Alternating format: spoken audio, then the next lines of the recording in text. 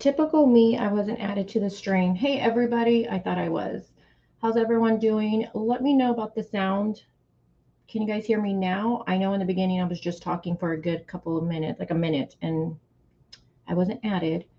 Let me remove that.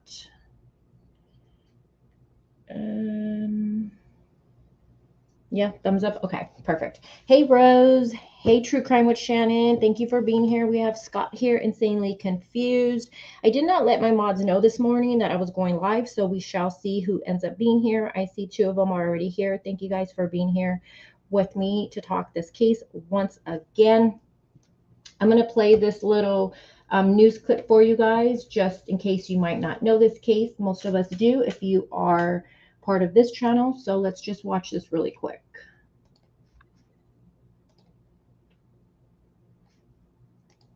Today, Adventures with Purpose combed Pine Flat Lake for any signs of the missing 22-year-old. The volunteer divers recently located another missing woman in Placer County.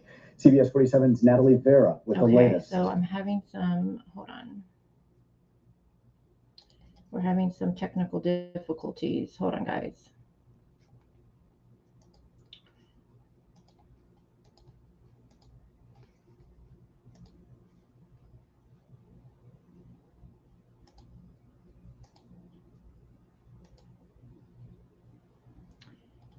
I'm going to try this again.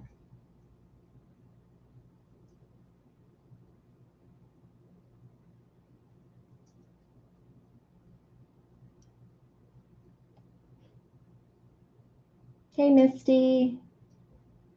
Florida Bass, what's up? How's it going? I see Matt's in the house. Maligator, hello, welcome. Yeah, I know. She says, hello, I hope they find her. I can't imagine. I know, now that Adventures with Purpose actually clear the bodies of water, it is leaving me with more questions, that's for sure. Yeah, my internet is plugged in. Everything's plugged in. I usually plug my computer to the modem because StreamYard says to get the best with that. And also it says to use Chrome. So I'm already doing all of that. Let's try this again. But sometimes it just happens. So let me do this too. All right, let's try it again, shall we?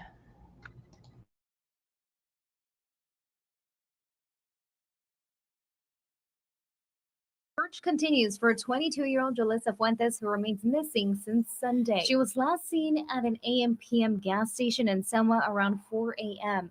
Since then, multiple searches have taken place throughout the day where she was last seen. My granddaughter. Julissa Fuentes went to a friend's house in Selma Saturday night and left around 3 a.m. She stopped by home but went out again to grab a snack from a nearby AM/PM. The store owner told me he gave police surveillance video showing Julissa there at 4:06 in the morning. She headed west down Nebraska Avenue when she left, and that was the last time anyone saw her. If you're listening, we love you, Mommy, and we're praying for you. She tried calling her sister just before she went to the AM/PM, and again twice around 5:30, but her sister was asleep. The family knew by that morning something was wrong. As soon as I got out of church, I texted her and I said, Julissa, where are you? This is Grandma. Give me a call, and nothing. And I text her again, and nothing. It's not like her. She always texts me back and says, Grandma, I'm okay. I'm fine. Don't worry. I'll come home. When the family calls now, the phone goes straight to voicemail. The Selma Police Department considers this a missing persons case, explaining to me today this is irregular behavior for Julissa. But so far, the department hasn't said anything about foul play. We know Julissa's character, you know. We know Julissa's character so good. We there was no question with none of us. Julissa's family and friends spent the day out looking for her. They divided up, some driving, others walking, hoping for any sign. We're out there searching the country, trying to see if we see anything, if we see her car. But it hurts because I feel helpless. So helpless, like I've never felt like this. Come home, baby. We need you. We want you over here. And if somebody has her, please let her go. Please let her come home. The family mentioned Julissa would often go to the orchard in the countryside just to hang out and think. They said that she had a friend who passed away last month and she would go there from time to time with him. They think that may have been where she was headed. So they've spent a lot of time over the past couple of days looking out in those orchards, looking in the countryside, And of course, no luck so Julissa far. Fuentes' car is missing as well. It is a gray 2011 Hyundai Accent with a license plate number of 8MPU766. It has a mark or dent on the front passenger side of the wheel frame. If you have any information on where she might be or any other tip that you think could help police find her, call 559-891-2252. Trying to find anything that any belongings of my daughter, whether it was her purse, any of her clothing, her car, and I hate to say it, even my daughter Julissa herself. was last seen at this AM/PM at Highland and Nebraska Avenues in Selma last Sunday. Here's surveillance video from that day. Julissa pulls up at 4:04 a.m. She buys a cigar and she's back in her 2011 silver Hyundai Accent by 4:06 a.m. But then she drives off and makes a left on Nebraska Avenue. Her parents say she lives with grandma and she should have made a right turn to go back home. We don't know why she turned left. Her loved ones don't think Julissa would disappear on her own, though. Her phone's been off. We've been sending text messages, calling it, but it's been off since Sunday. The Fuentes say Julissa's sister had 2 missed FaceTime calls from Julissa's number at 5:24 and 5:25 a.m. That's about an hour and a half after she left the gas station. This is by far my worst week ever of my life. We're desperate. We need my baby back. So if somebody knows where she's at, please let her go. If you know anything, please let us know. Because I know my baby wouldn't give up. There is a $5,000 reward for information leading to Julissa's whereabouts. If you know anything about this case, please contact Selma Police. Yeah, I'm lost. I can't do nothing. Okay, you guys. So I wanted to play that intro because I feel like that's the best one that I've seen out there. That news clip that gives the most accurate information with this case. But I do see some of you saying you don't know this case. So just a quick recap. This is 22-year-old Julissa Fuentes from Selma, California. She's been missing now. I believe today would be day 22. She was last seen on the surveillance that we see from an AM/PM around 4 a.m. And that would have been on Sunday, August 7th.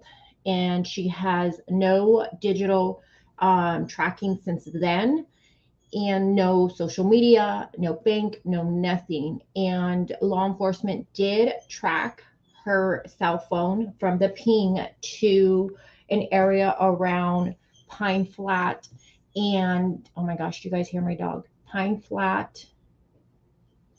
Oh my gosh. Oh my God, hold on, you guys. Hold on, sorry. Why do you want to be in here? Come, or you want to go outside? Sit. Go, rest. Okay. Sit over there. No, go. Hold on. You want to go outside? Let's go outside. Sorry, guys. Hold on. Dog life.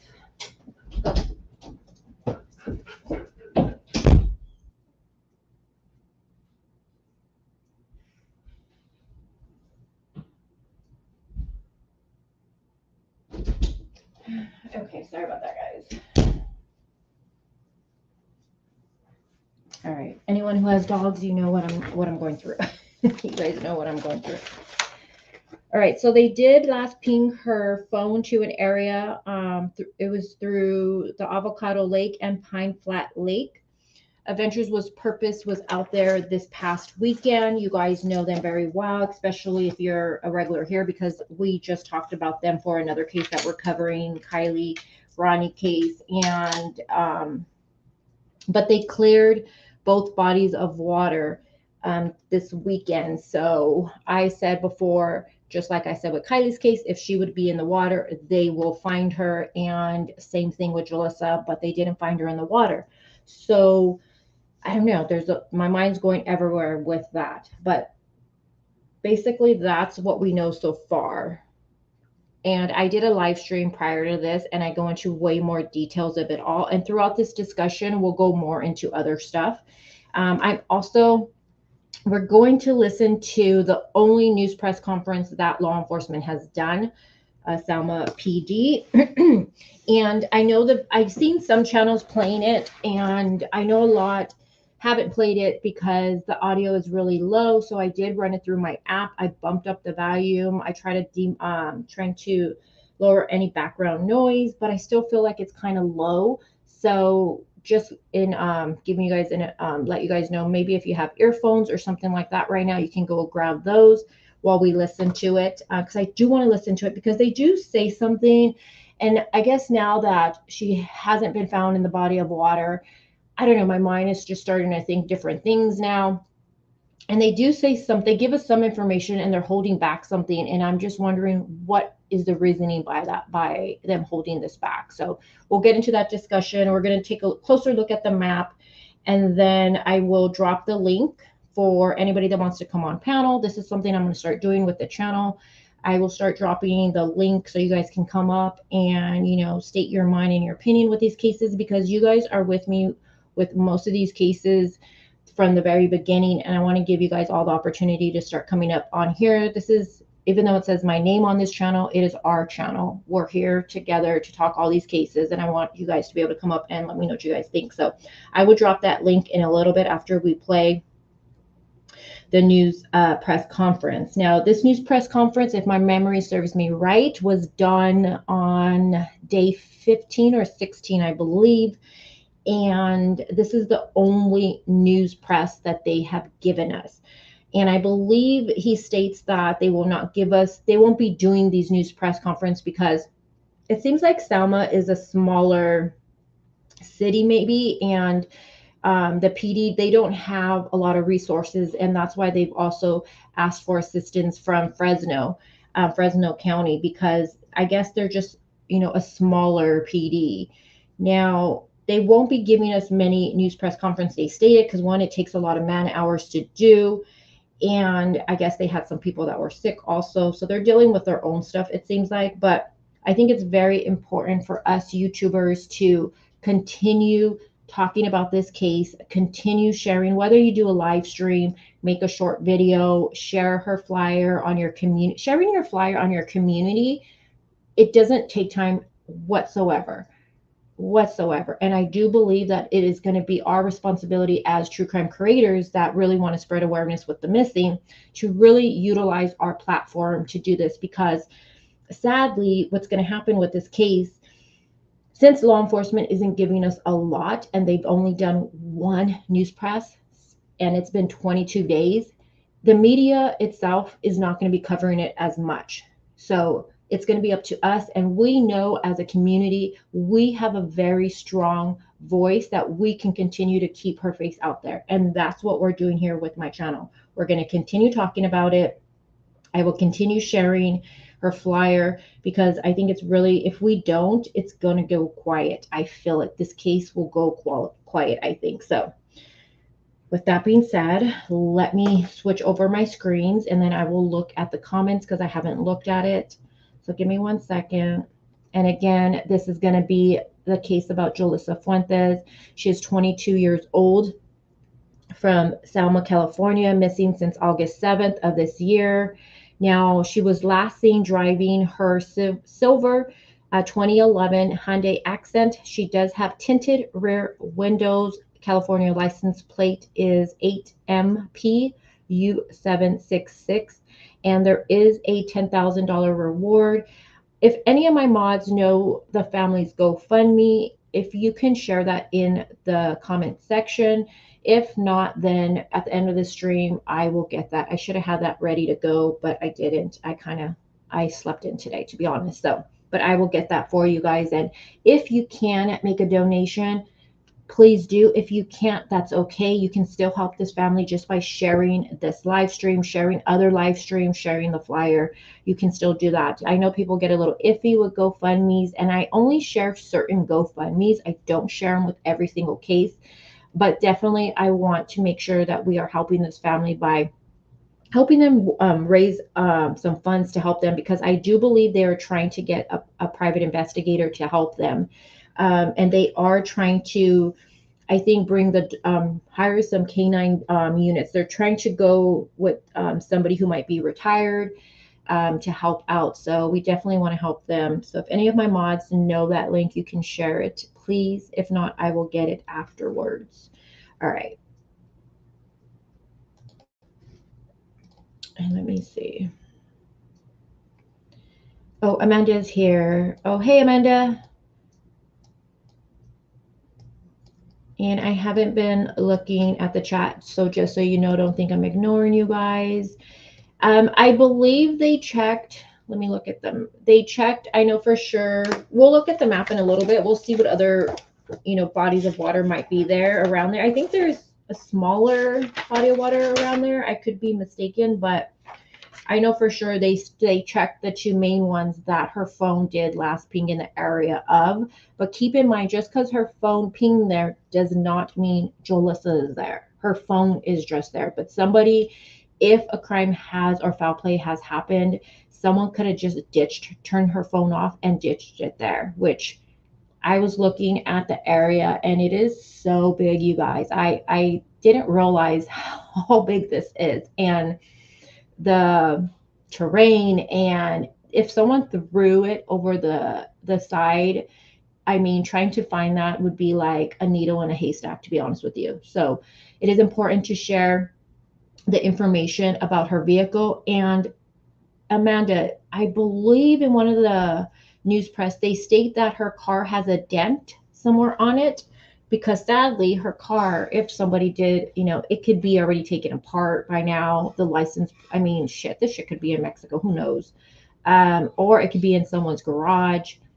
I don't know, but I think it's important just to share her car information, because I feel like that would be more easier to find than a cell phone thrown somewhere, especially out there. Looking at it, I was like, whoa, I had no idea how big that was.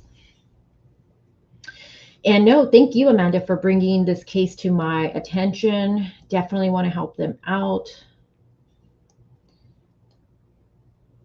Hey, Sugar. Logan's mom. Hey, beautiful. How are you? Yes. So let me share my screen and we're going to listen to the news press again. This news press happened, I believe, on day 15 or 16. And I want to listen to it because this is the only information law enforcement is giving us. So I think it's important for us to listen to it here. I have taken my notes. I will be stopping it from time to time because there is especially one portion of it that just I want to talk to you guys about. Vicky says, how extensively has law enforcement looked at her digital records, social media, messages, calls? So in the news press, they do say that they put warrants out for everything for her digital records, from social media, banking, everything, her phone. And he states that it is slowly coming in. So that tells me when they did the news press, they don't have everything right then and there.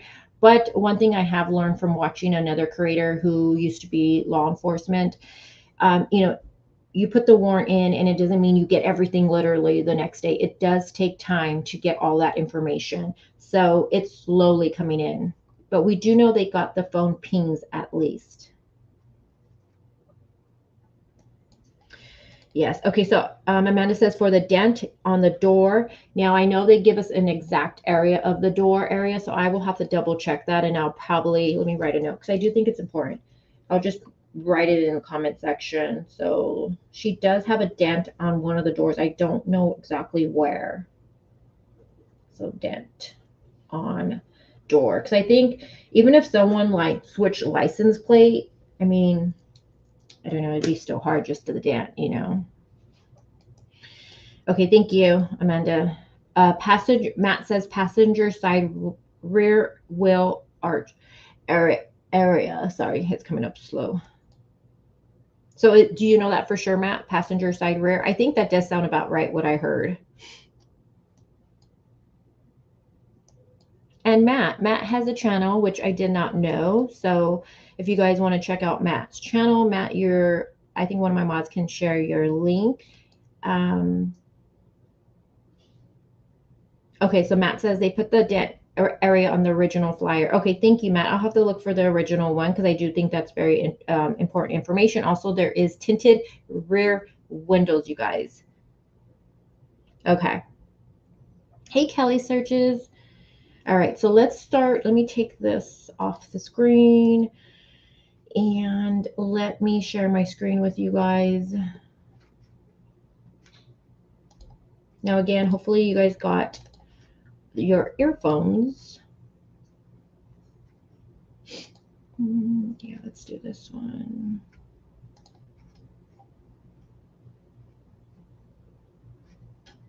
Okay, give me 1 second. All right. All right, so let's listen to this. This again was done, I believe, on day 15 or 16, and this is the only news presser they have given us. Hey, Bushi. And Bushi, I'm sorry if you waited for me on Saturday. I think it was a little confusion. I normally don't go live on the weekends, so I think you're talking about Friday, but I wasn't feeling well. So any inconvenience, I apologize for not being here on Friday. All right, let's listen to this, you guys.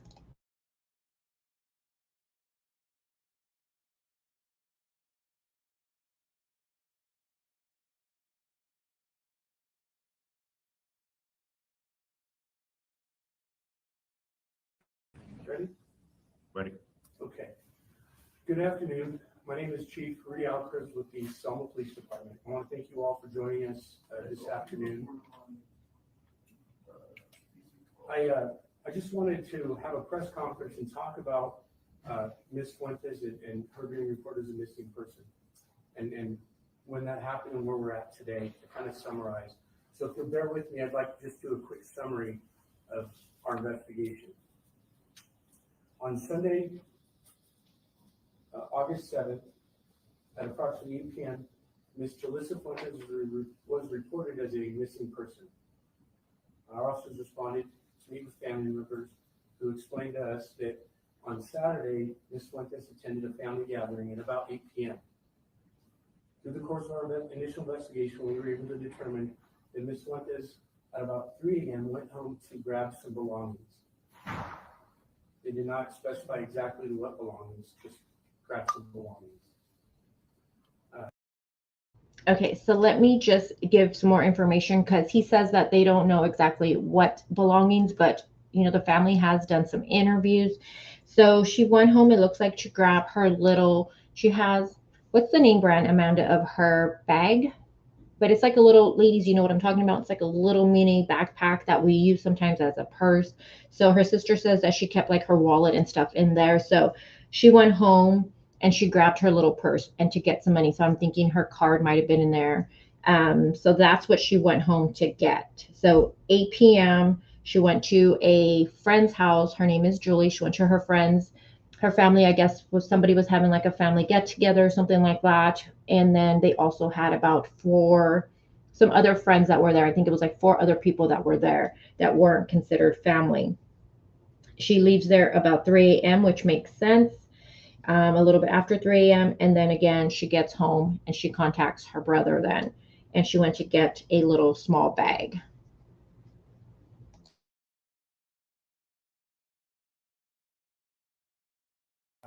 At approximately, in that initial investigation, our officers were able to find out that Ms. Fuentes visited a convenience store just on the outside of our city limits at Highland and Nebraska Avenue, an Arco AM/PM.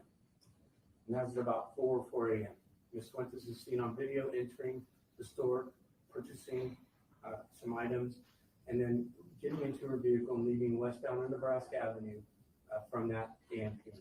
At that moment in time, she appears to be by herself at about 4 a.m. on that Sunday morning. On Monday, August 8th, investigators actively begin working the investigation and are able to get an emergency ping on her cell phone. However, later that morning, the phone did not continue to ping on Sunday, August 7th. Also, I think it's important to say that her grandmother tried to reach her after church and her phone was already off. So I don't know exactly what time grandma gets out of church, but her friend was already off by then. So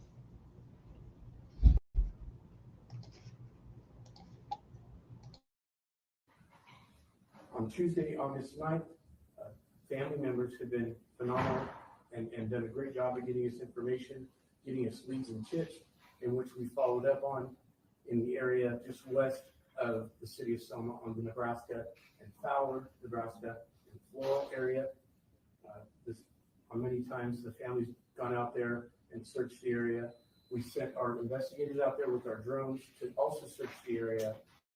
However, we were not able to get any positive results on the location of Miss Fuentes at that time.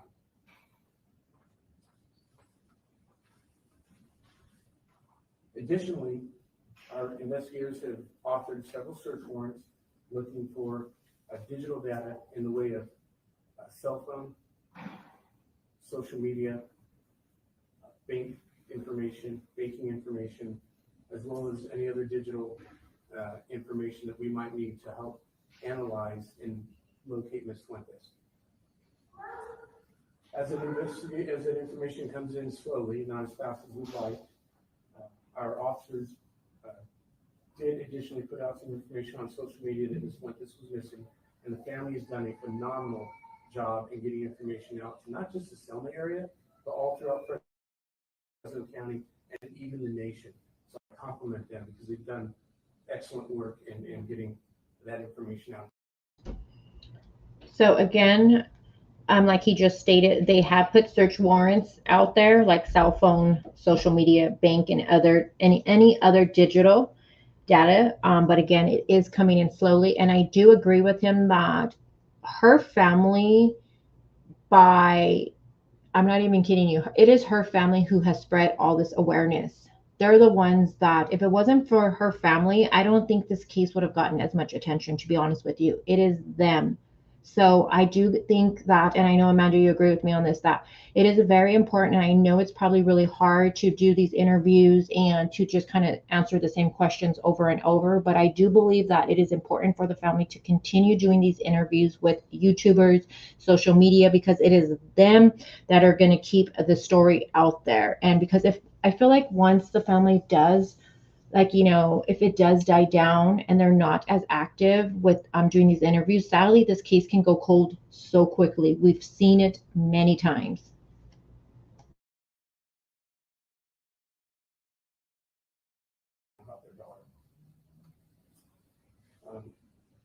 After conducting additional interviews with family members, we have gotten several leads, or tips rather, that we have followed up on, and none of them have led us to Ms. Fuentes' location.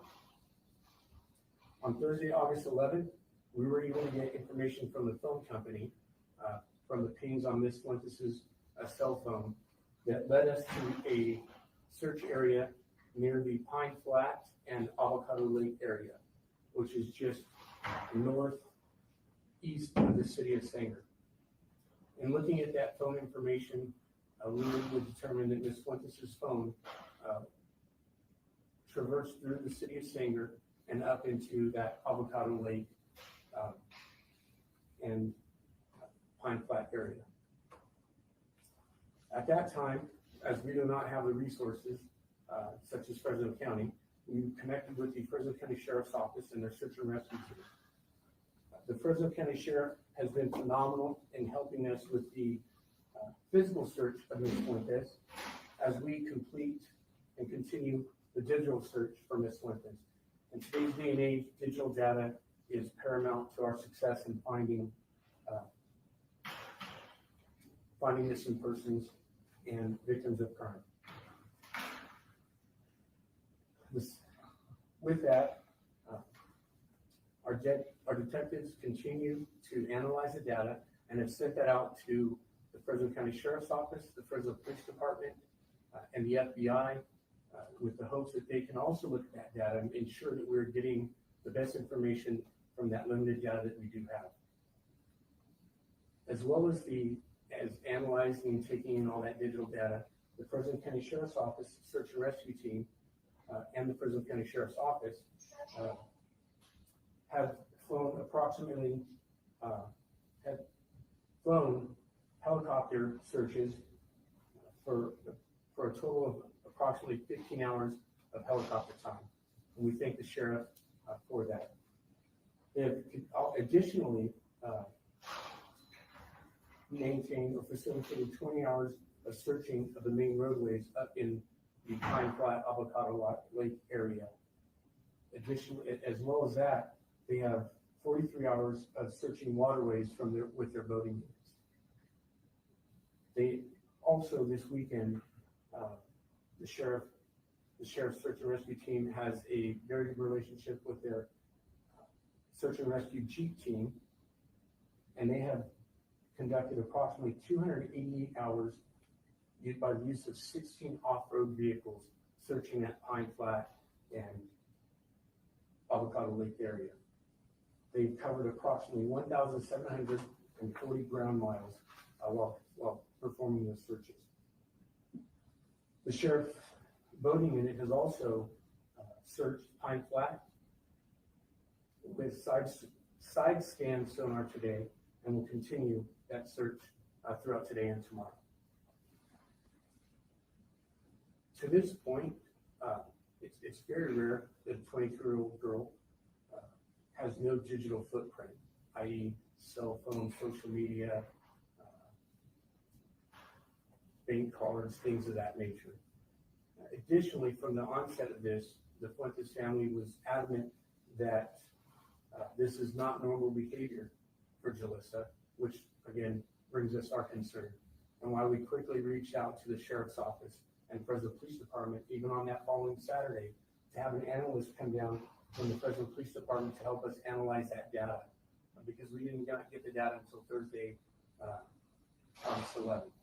And that's just in part by we submit the search warrants once they're authored, signed by a judge, and then send that data or send that search warrant out to those social media forums and those other forums that are able to provide us with that data. So it does take a little bit of time.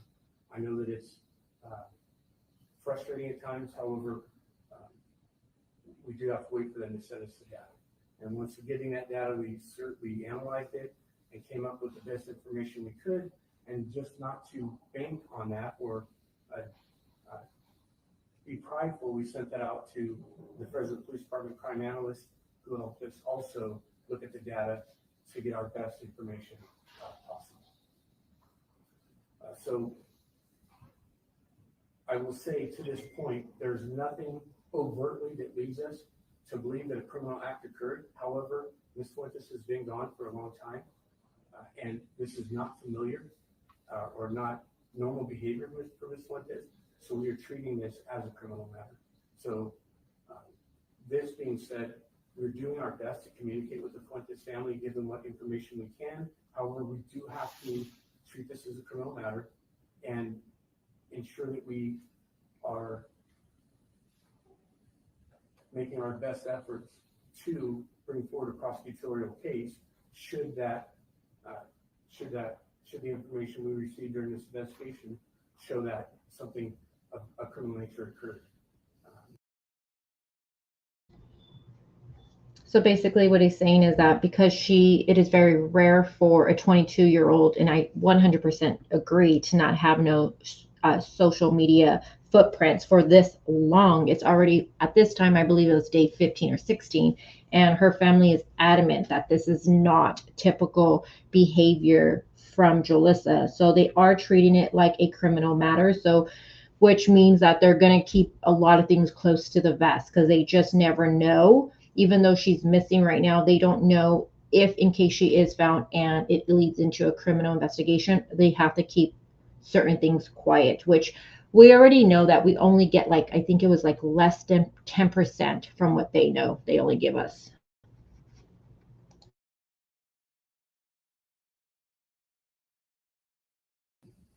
And that's where we're at today. So with that, that's just a quick summary of where we've been over the last 3 weeks. Does anyone have any questions? Have searches in that Avocado Lake, Pine Flat, has that developed any kind of evidence or any clues to where she might be? To this point, nothing has shown up. And we continue to follow up on leads from New Mexico to Fresno County. I spoke with Miss Nunez, Norma, Miss Joyce's mother today. Someone called in a tip to her. We took that information, sent our detectives right up to Pine Flat, to follow up on that lead is we did a deputy to ensure that we got someone there as quickly as possible so that that tipster did not leave the area and does not have the opportunity to talk to him. So, we're doing, again, all that we can with the resources we have. I will say that this has been equally frustrating for us. Our detective sergeant went home sick last week. Then our primary detective that has this case went home sick this week with COVID. So COVID continues to be a hindrance to us at times. However, we've pulled patrol staff to help in investigations. Well, that's very discouraging. It seems like they have a lot of officers who are going home with COVID, so that's not a good sign. Makes me wonder if this is they're probably a smaller PD. Ensure that we have enough field personnel and the appropriate personnel to address any tips that come in. Can you tell us a little bit about the map that you have there? So if you look at this map, this is probably a 15 square mile radius of the area depicting Avocado Lake and Pine Flat. This is the area, the search grid that were searched by the search and rescue Jeep team. And you can't see it here, but also here there's 16 vehicles that covered this area here.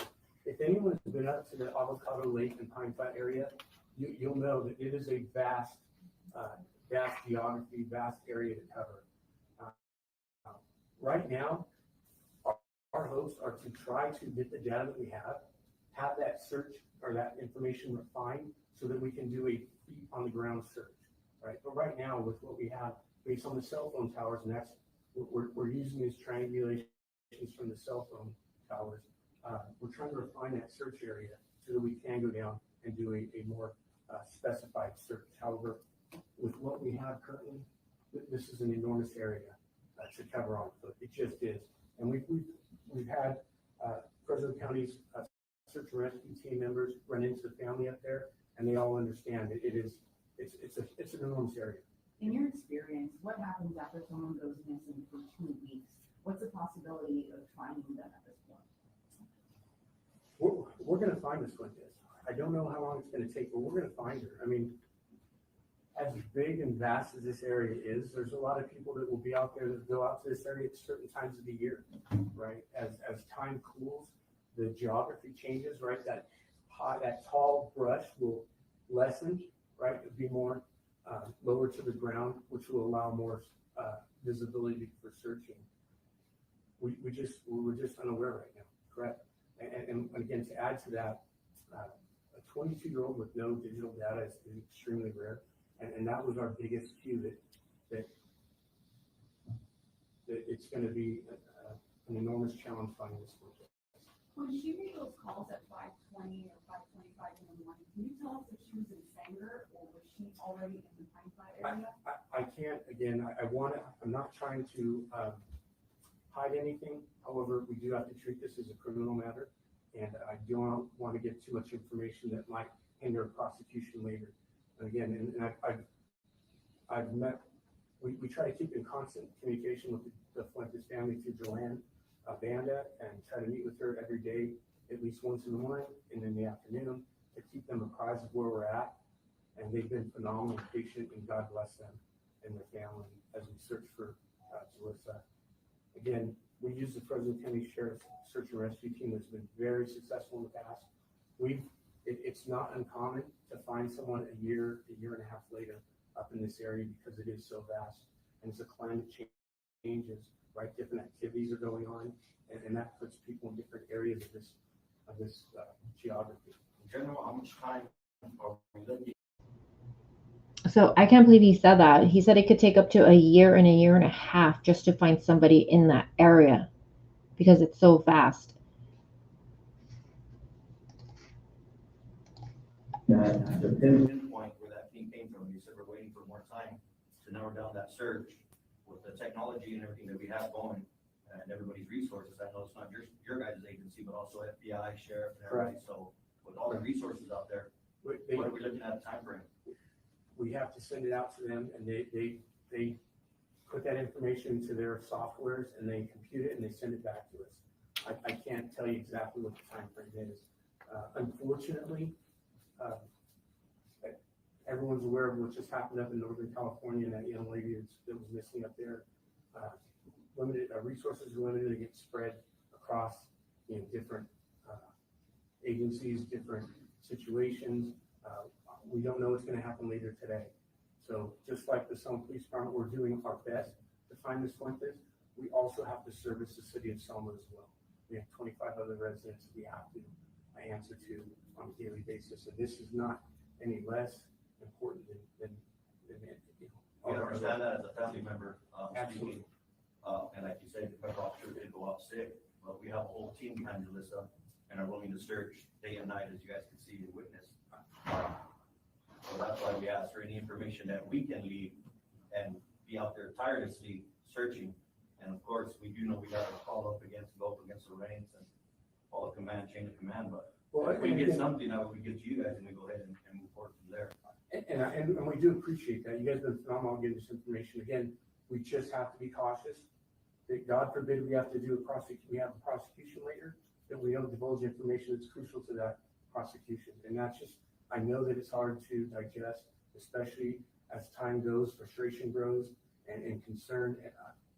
And I compliment you as a family because I'm a father. I would do everything in my powers to find my daughter. And I absolutely empathize. The reality is we just have to be mindful of that possible outcome. So what we know about this case, do you believe she's still alive or is this a recovery effort? I always want to expect the word. I honestly couldn't believe that reporter asked that question while the freaking family is right there next to her. Do you believe she's still alive? I mean, do you really think law enforcement is going to say, yes, we don't think she's alive? Like, ridiculous. Worse and hope for the best. And that's what I'll say to answer that question. We have. Answer that young lady's question. She's coming home, girl. And I want to be respectful of the family. Yeah, we're going to. No one will negative. She got here late, but is that an area that she goes to very often? She has been there in the past in speaking with family. So then when we saw the cell phone, that's where we really started to specify our search. But like I said, sir, it's such a vast geography up there, and it's just so big, it's so treacherous that, again, unfortunately, people are found up there quite often after a long length of time, and sometimes they're found very quickly. Just a timeline question. August 7th, when she went missing, that first Be on the Lookout came out on the 10th. Why the delay? It was several days delay. Yeah, I honestly can't answer that question right now. However, what we do is once they're taken as missing person, they are entered into the database. So the vehicle license plate and her into MUPS, she's entered into the database. So if law enforcement comes across her or that vehicle, they have reasonable suspicion to stop the vehicle. And then if they run her name in the database, she should pop up as a missing person. How quickly did that happen? That would have been the day that we took the missing person report on the 7th. Yes. Yeah. But putting the flyers out, again, those things will come shortly after. Can you confirm if she was by herself or was someone in the car with her when she drove through Sanger and up into Pine Flat? Is that something you can confirm? We can't answer that information right now. If we knew, it would be something we'd have to, for purposes of the prosecution or criminal matter. However, as far as we know in the video we've looked at, she's been by herself, and that was through the city of Selma. So obviously her leaving the convenience store heading westbound in Nebraska. So again, the reporter asked, can they confirm that she was by herself when she left the AM/PM, and then they're going to say in a little bit they have surveillance of her coming back into the area of Sanger going towards the Pine Flats. They're asking, was she by herself? Can they confirm that? And he's saying they can't say it, but then he also says they don't believe she was with anybody else. But again, her back windows are tinted and someone could have been in the back seat. So She could have been with somebody. We don't know. But they're saying they don't believe she was.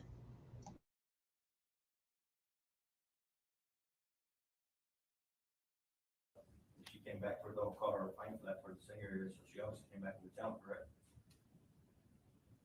Yeah, yes, she did. And she was by herself in the video that we see. And there was no phone call made to say why she came back into town?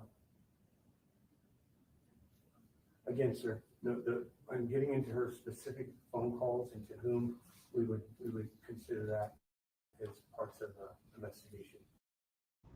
Now, again, a lot of these questions that you hear are going to be coming from her family, and her family is asking some really great questions. That was a good question.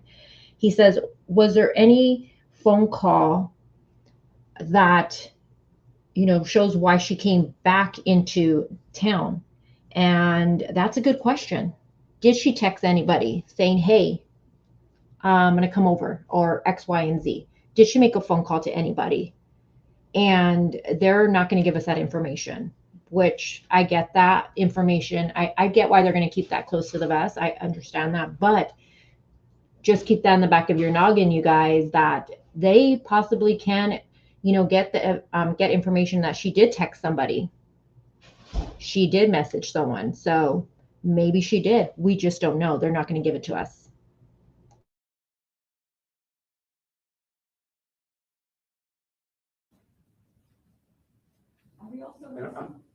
I'm not saying that there was, I'm not saying there wasn't. Again, we just have to be mindful. And God forbid we don't have to prosecute a case. I'm hoping that we have a great outcome, Mr. Fuentes. We've also heard something about an argument prior to her leaving. Is that something you can elaborate on? I cannot elaborate on those things. Again, we follow up every lead that comes in, and we get a lot of leads. And as de minimis as they may sound, we follow up on them to the best of our abilities.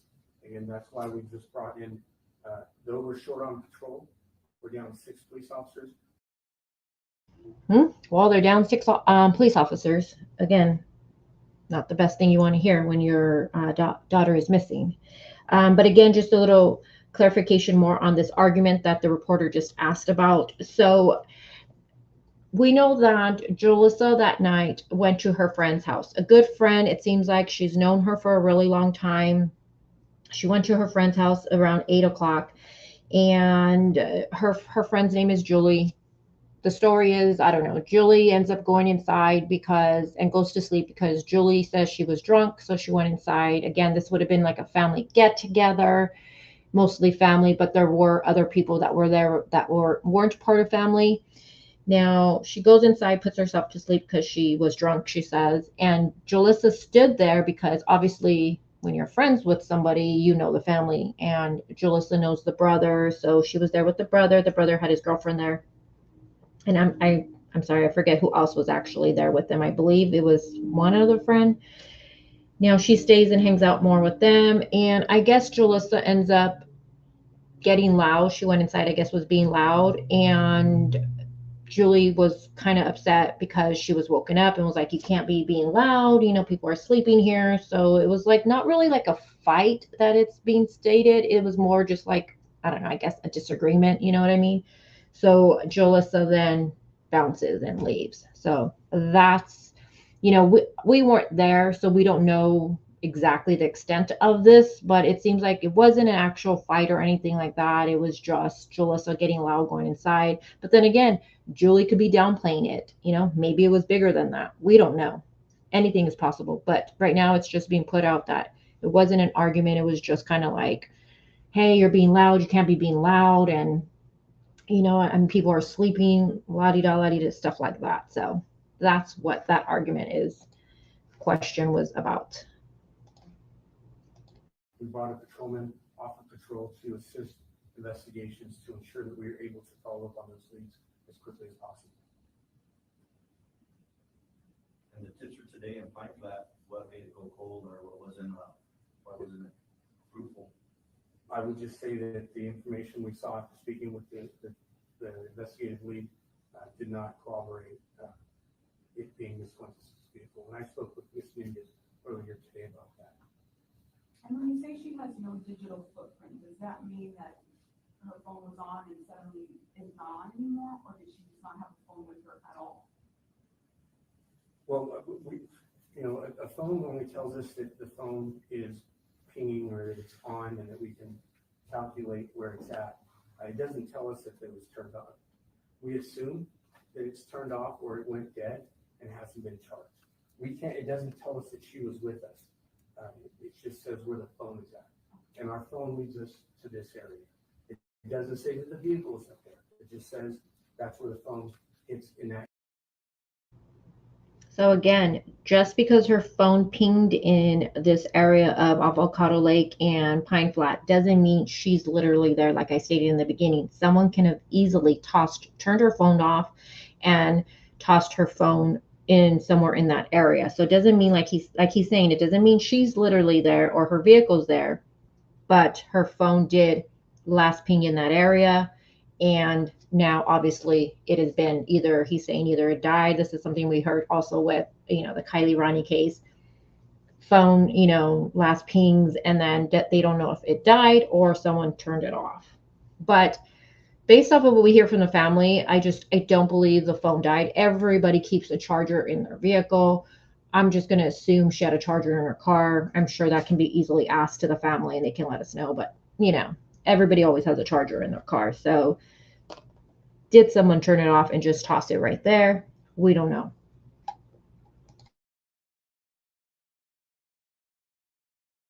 Area at that time, and based on speaking with family that Ms. Fuentes had visited that area in the past for her own personal reasons, we thought this would be our best place to search. Right now, obviously, we're looking for that car because it's the biggest piece or object that would be easiest to find. We would love to find her phone. We would absolutely love to find Ms. Fuentes. But right now, finding a vehicle is much easier than finding a phone.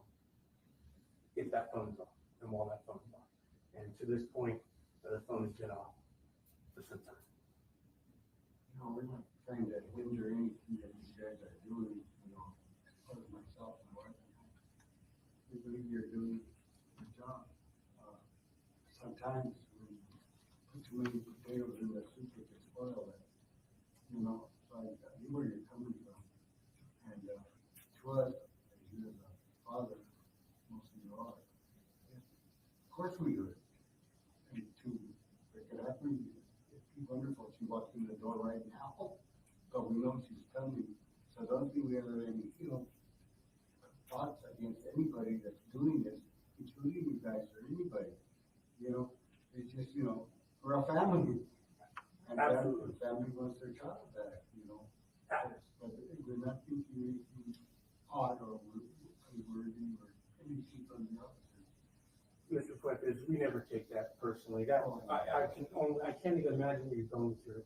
I spoke with Norma and Miss Banda I think it was last Sunday. I apologize. It started on August 1st, and it's been a whirlwind since coming to the Selma Police Department. And this investigation came to us shortly after.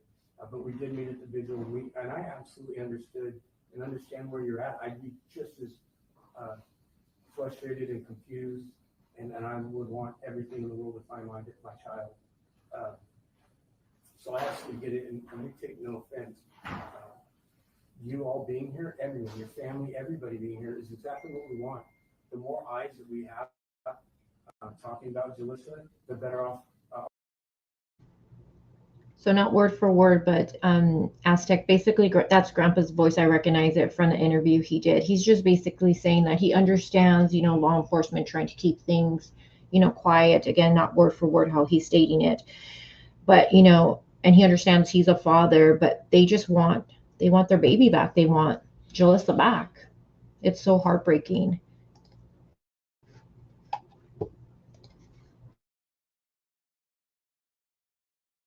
Our odds are of finding her. So absolutely, sir. That's all we want is to find Ms. Fuentes. All we ask as a family is keep that line of communication open with us as much as possible. And we want answers as much as anybody else, if even more so. Understand. Well, what I'll say is I communicate through Joanne Banda every day since our primary. Also, Jalissa lived with her grandparents too. So understandably why you can hear when we watched grandpa talking, and even grandma, they're broken. You hear it in their voices, they're broken. And I believe Julissa lived with them. I'm not sure when Julissa started living with them, but she's been living with them for quite some time. Correct, Amanda? And I know her brother also lived with the grandparents. I'm not sure on sister. Did all the kids live with grandma and grandpa? But Julissa's been living with them for quite some time. I'm not sure since she was little. Let me see what Amanda says.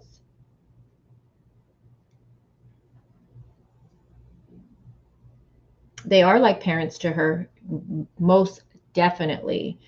Most definitely, they're like parents with her, to her. I wonder how long she's actually lived with grandma and grandpa.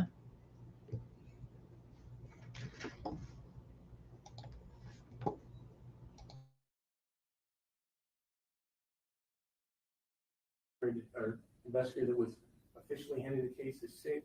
We've turned it over to Detective Figueroa.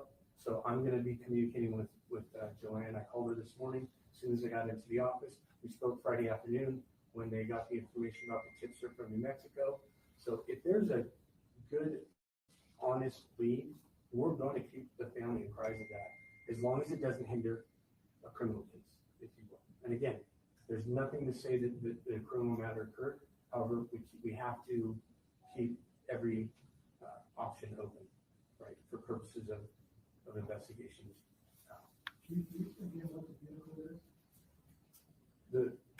I'm sorry. Oh, I'm sorry. It's a 2011 Hyundai. And I apologize. I don't know the license plate off the top of my head.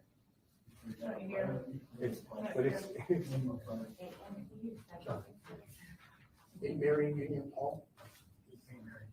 Hey, Mary Paul Union. I apologize. I'm getting older in my brain. But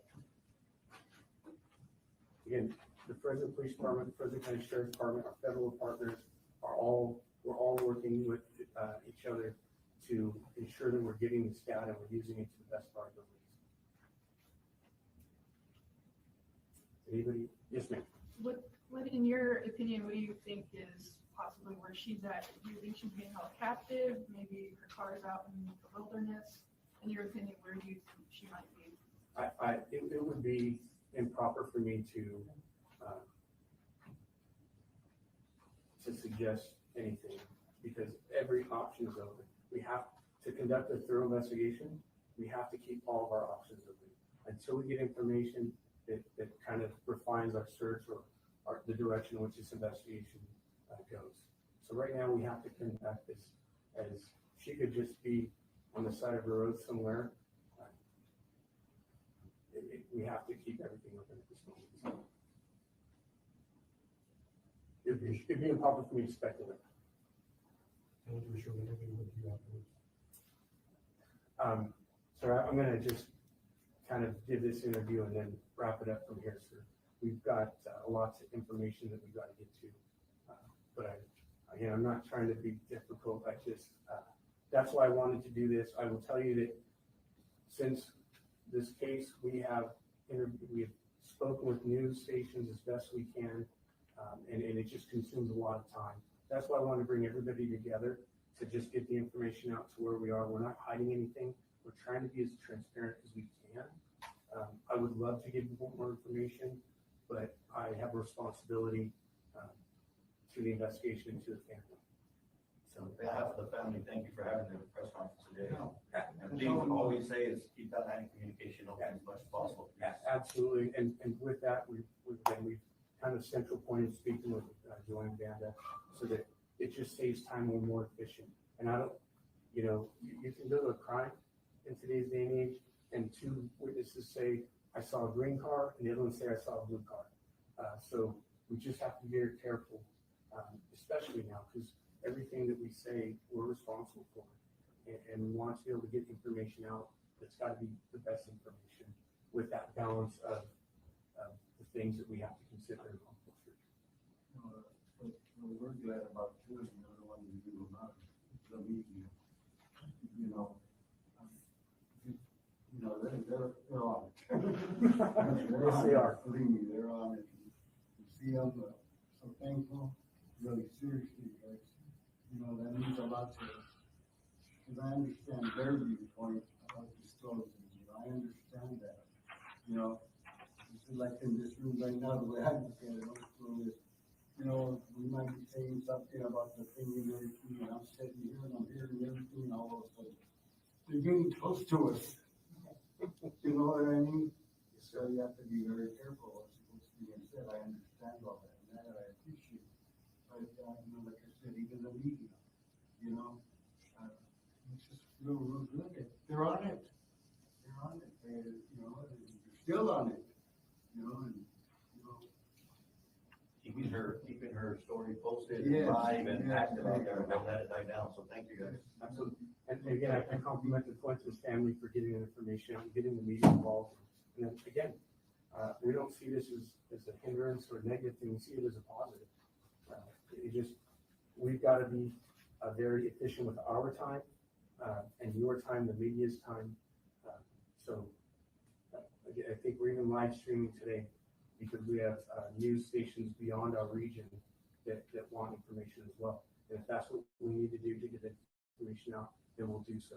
We will, if we get more significant information, we'll conduct a press conference. But right. So basically, what he's saying is they're not going to be doing pressers every week, every single day to keep us updated. I don't even know if they're even giving any real updates on their Facebook or social media, because sometimes we'll follow a case and there'll be updates on their social media page like every single day, every other day, every week. I don't even know if they're keeping us any updates even on there. But basically, we're not going to get any presser unless something significant they have and they're going to give it to us. It just seems like they don't have the resources to stop everything what they're doing and put together a news press, what I seem to be getting from him. I mean, they are already 6 officers down, he's saying.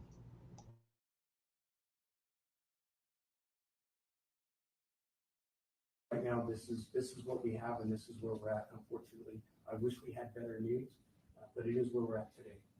I got a question to the TV people. Is anybody doing this in Spanish? We are. Yeah, we are. Oh, great. Thank you. And I'm sorry that we did not broadcast in Spanish. Mi español está no tan bueno. But it's good enough to get by on the streets, but I would not be doing any justice trying to speak Spanish, something of this magnitude and with this kind of information and verbiage that I don't normally use on a daily basis. So, you know, name, date of birth information, I get you all day long. But something this magnitude has to be right. I wouldn't disrespect the language and try to do so. I have a question. So how valid is that ping on Avocado Lake, and should we continue to search that area? Well, the data this data is not, it's very conclusive. That was the last area that the phone pinged in. Again, the phone. Did anyone, sorry, because I know it's just rumors on Facebook, but somebody said that there's been like 3 other pings in that area that were wrong. What I would say is there's going to be, and I spoke with Joanne about this. Now that this information is being broadcasted all over the nation, we'll get a lot of information. And we have to be very careful on how we vet that information and its credibility. Because, and I spoke with Joanne about this in the Fuentes family, we're not going to say you're on a wild goose chase. So we're going to, if we have good information and we, let's say we go out and search it and we have no findings, if we feel it's proper, we'll get that information out to the family. We know the family has an enormous amount of resources. And again, kudos to them. I compliment them for doing all that. Again, we're all parents, or many of us are parents who do the same thing. We just have to be mindful of what information we have, what we give, because we can't rule anything out this morning. So continue to Avocado Lake area. Right now, that's our best location, and that's where we're at. Chief, I have a question. Did her phone ping once at Avocado Lake and once at Pine Flat, or was it one ping for that entire area? That would be a what's the word? A technical question that I can't answer. What we do is they triangulate these pings off of towers. I don't know exactly where those towers are at. It takes a tower here, a tower there, and maybe possibly another tower. I can't don't, I'm not the technological expert. Again, I'm just trying to give a idea of how that information, how that technology works. It takes those cell phones and tries to triangulate as best it can. We understand that there's media now that is more refined, such as Google, and we're again, as the data comes in, we take it, we analyze it, and try to refine that search, because we want to put people on the ground, but we can't physically search a 15 square mile, especially in this terrain. We're not going to do something just to do it. It's got to be efficient. It is dangerous terrain. Right now it's hot, rattlesnakes, dehydration, heat stroke, all those things are things that we have to be concerned with. So we take all those things into consideration and try to be as mindful of that when we give information out. No, not, I know very much, but we still. The scary thing that I keep thinking with this case, since we know she wasn't found in the body of water, is that because this place is really huge, you guys, and to know that rattlesnakes, and it's been really hot in Cali, really hot. She's been missing for 22 days. If she had some accident somewhere out there and she just hasn't been seen because of the terrain or whatever it is, and they haven't gotten to where she's at, that's just not a good sign right there. That's 22 days. And she could have had an accident and is out there, you guys. She could very well, that could be a very well possibility with this case, looking at the map and really looking at photos. And I think someone did, I'll have to find and play it for you guys, but someone did a video of the area. I'm not sure if it was Avocado Lake or Pine Flat, but man, I'm like, yeah, she could have easily gotten in a crash and you just wouldn't be able to see it because of that damn terrain. And that's why when he states that, some people aren't found for a year and a half, because when the seasons change and all of that starts dying down and stuff, then they can bullfighting someone. That's really scary. Really, really scary. Amanda says it's been over 100 degrees for over 50 plus days. Yeah, it's been really hot. When I asked you guys usually in the beginning, you guys know I'm from California. I'm out here in Arizona now. But it's just funny because I always joke with my family because they always say, oh my God, it's so hot in Arizona. Why would you go over there? And lately I've been like, yeah, I hear it's really hot over there. It's been way hotter over there than it has been here, which is just crazy to me.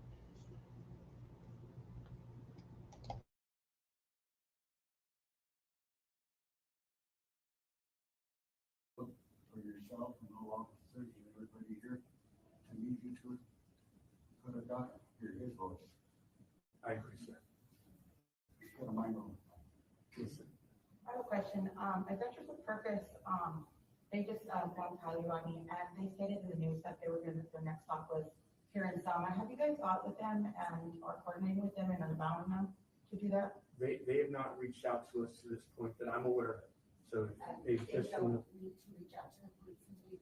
We reached out to them, so they're going to take the case. They'll just be right.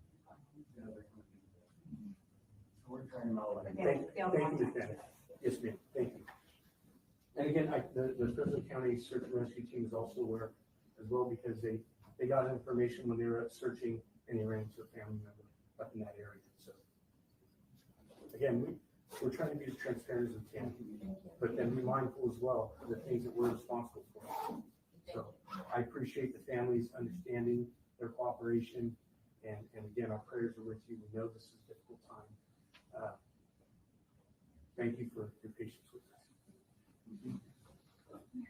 Or do people call if they have any tips or information relating to this? Or could they Okay, I'm really upset because I must have missed the timestamp of when they actually, hold on. Yeah, it's a really low video, Sweet Pea. My apologies, you guys. This audio, where I don't know if it's the mic, they didn't have it. I don't know what's going on, but originally this was probably why a lot of people didn't play this, because it's just really hard to hear. It's something from the moment I first heard it, other people commented So I did try to run it through my app just to bump up the volume. I did my best, but it's just shitty audio. I hope next time if they do a press, can someone tell them like, hey, get a new mic or put it a little closer to you because it's really hard to hear. But there is a part in here, and I guess I just missed it. But he is asked. I'm not sure who asks the question, but he is asked the question of because he states that they do have her. Obviously, the video we've seen is surveillance of her at this AM PM. Hold on, I'm gonna turn chat off because I get distracted. So they have surveillance of her at this AM PM. Roughly, I've seen two different times. So he says a little bit after 4. I've seen 4 a.m. I've heard 4:04 a.m. But she gets there roughly around 4. We have that. They've given us that. They've given us the surveillance of her there. They've given us the timestamps of her getting there, even leaving there. They say she leaves there about 4:06 a.m. She gets in her car. Now, in this interview, he does talk about that they do have surveillance of her coming. So she leaves this area and she makes a left. When she leaves, she should have made a right to go home, but she makes a left. So he does state that they do have surveillance of her coming back into town through Sanger and going towards the Pine Flats and Avocado Lake. Now, it is asked, again, I don't know who asked this question, but they were asking more details about it, about the surveillance of that, also the ping of that.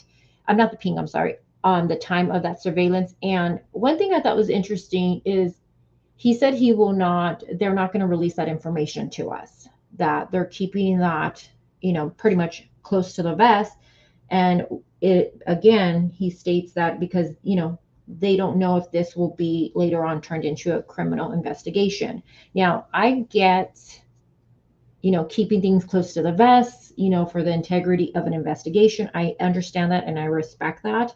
But I don't know. And I would love to hear what you guys think about this, and also on anybody that watches this on the replay.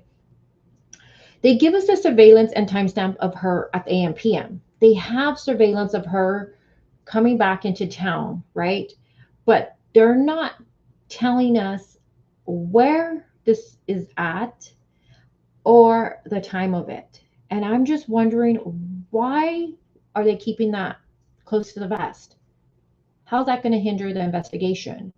It makes me wonder, and maybe because I just do true crime too much, but it just makes me wonder, is she shown coming back to a certain area?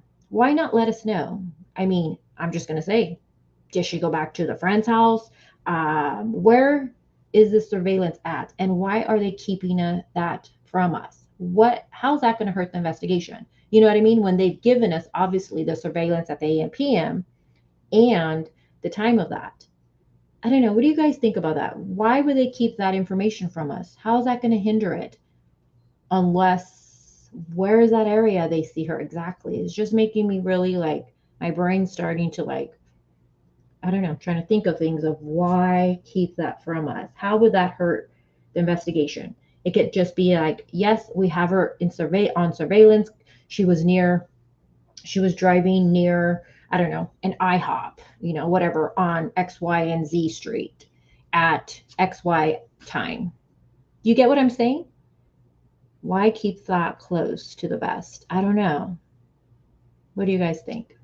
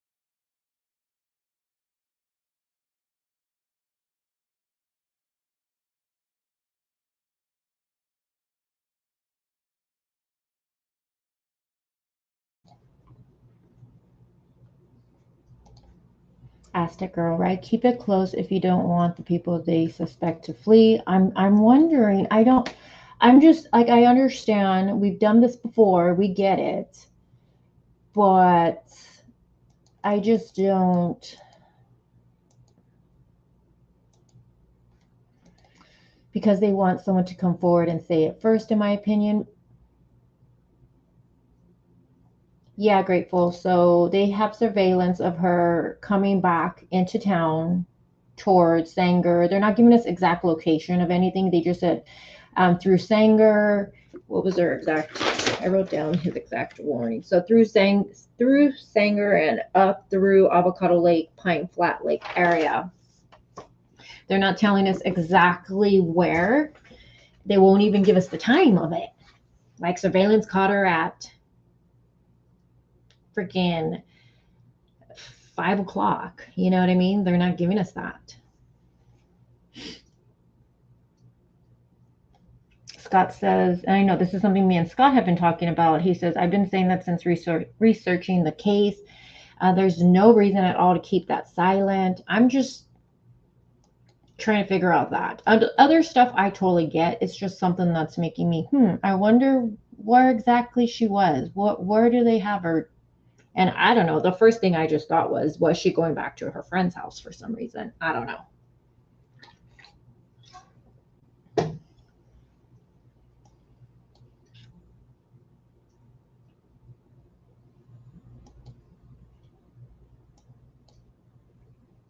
Hey, Open Minds. Hey, ATS.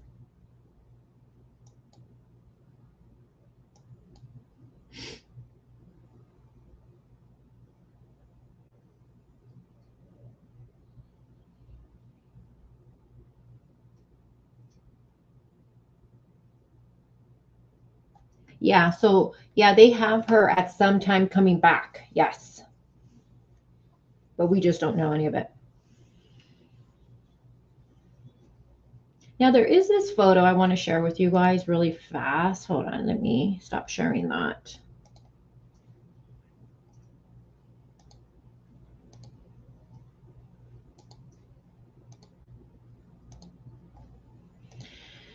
Now, maybe I'm just asking this question because of where I come from, where my boyfriend comes from, how just maybe a different lifestyle than some of you guys. I don't know, but I'm just wondering, maybe we can just, I don't know. But I'm just wondering here, let me take that off the screen. Oh, ATS, I see your comment about Amanda. I have some information I can send you on that chick too if you want. Hold on.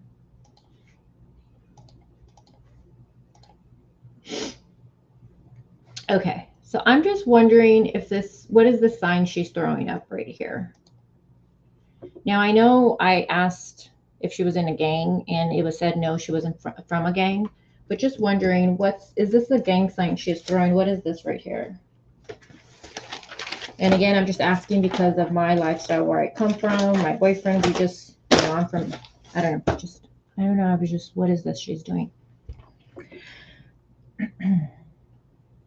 And again, you don't have to be from a gang. I mean, I know a lot of people family-wise and stuff like that. Also, my boyfriend's family, it's kind of just a generation thing. Either dad was from a gang, kids get from a gang, uncles are from a gang, aunties are from a gang, you know what I mean? And then the kids end up not so much in the gang, but they'll throw up the gang sign, though. That's nothing new for me at all.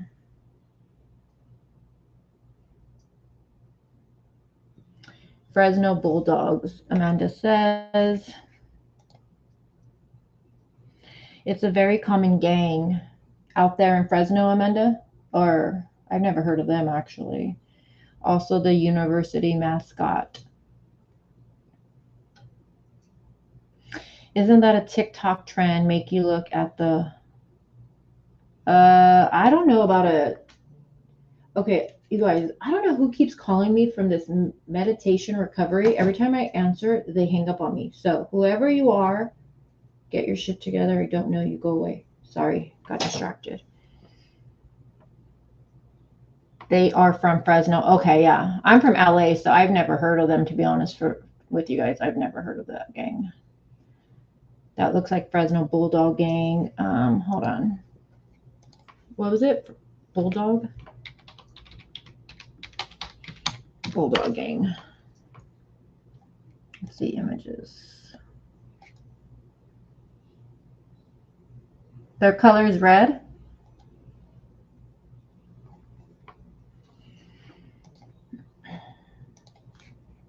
Let me see. Hold on, guys. I'm not looking at chat.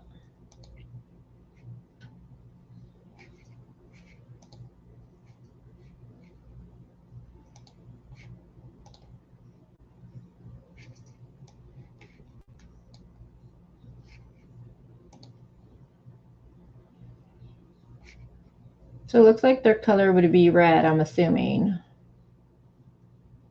Is there a photo of the sign they do?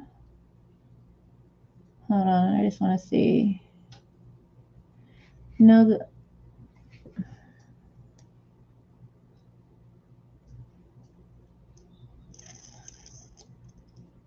I didn't know that it looks.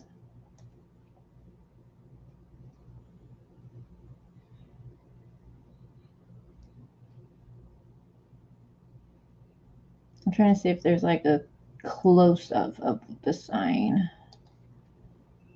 Amanda, is that the sign? Is that their sign though? Like,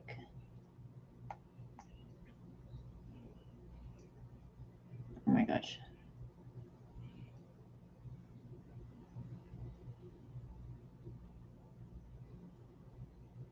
No, that doesn't look like LA, an LA sign. Hold on. Hold on, I have it. Let me see.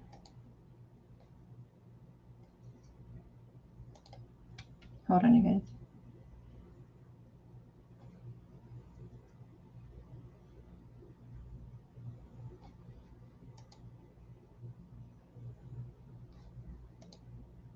I wonder if her family is by any chance from this gang. Just a thought. I don't know.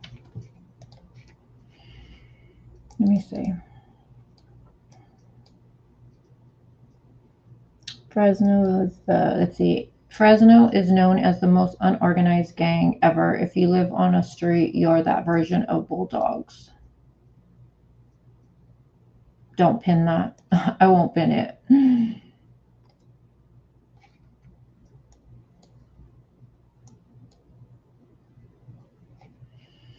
For example, if you live in Sanger, J Street, K Street, L Street, M Street, they're all Bulldogs, but they're all against each other.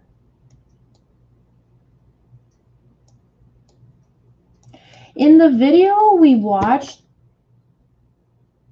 did she, you know how she says bye to the guy and I thought she like saluted him? Bulldogs are separate from another affiliated. I'm too old to know gang signs. Well, it's just how I grew up, and I know my boyfriend grew up. So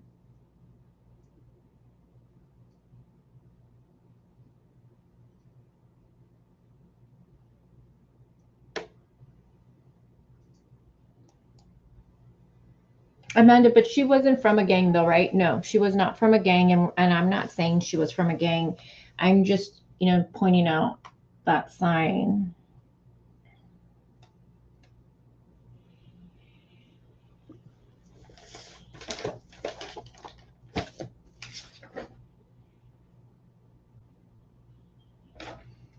Hold on, I want to watch that really quick.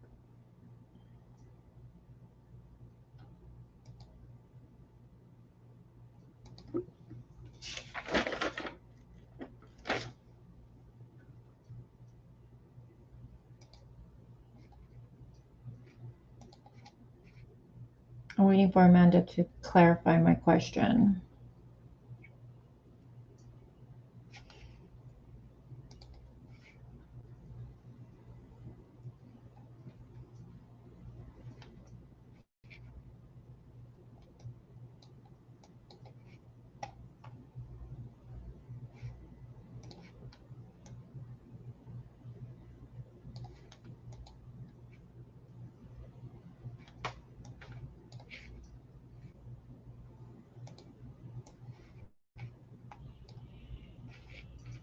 Hold on, let me share my screen.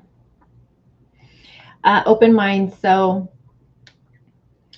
no, there's nothing new. The only thing that new has come out from this weekend would have been that Adventures with Purpose was out there and they searched the bodies of water out there. I know the two main ones, Avocado and Pine Flat, and they did not find her in the water.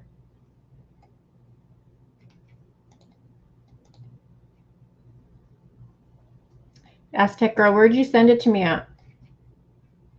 On my email? Let me check my email, you guys. Hold on.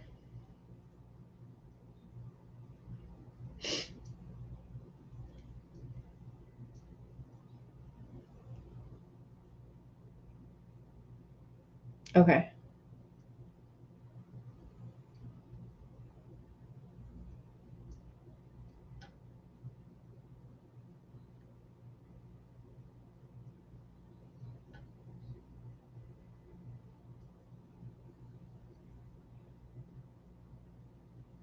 Oh, thank you. Hold on, let me.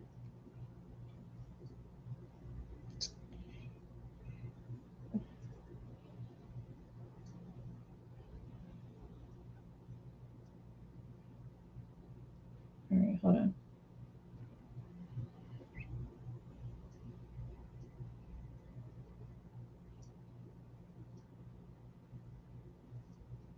Hold on, I'm sending it so I can show you guys. I mean, what if, I don't know. I don't know. We're all just trying to think and look at everything with the case. That's what we do. Let's see. It looks like that's the sign to me. Amanda says it's the sign, and it does look like the sign. Hold on.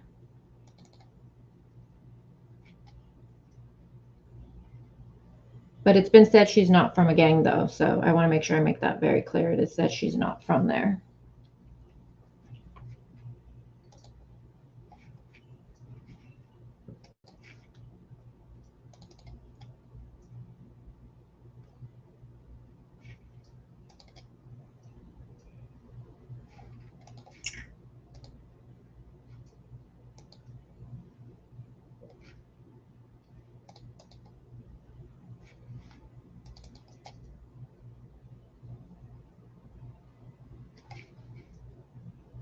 All right, I'm going to share this real quick. It's like throwing up West Side. Amanda.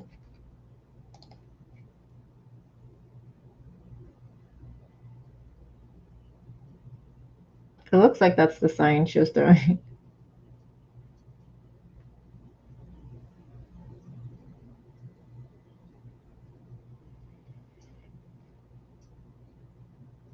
Yeah, it looks like that is the sign to me. I don't know. It's just something that I kind of like was wondering, what is that? Jeez.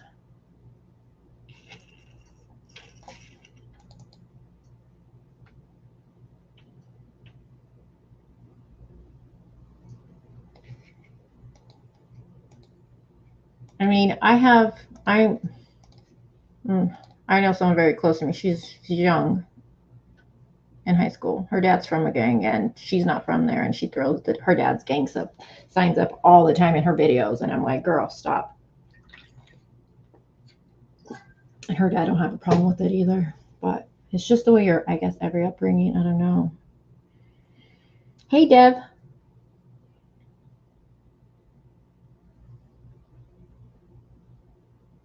Definitely.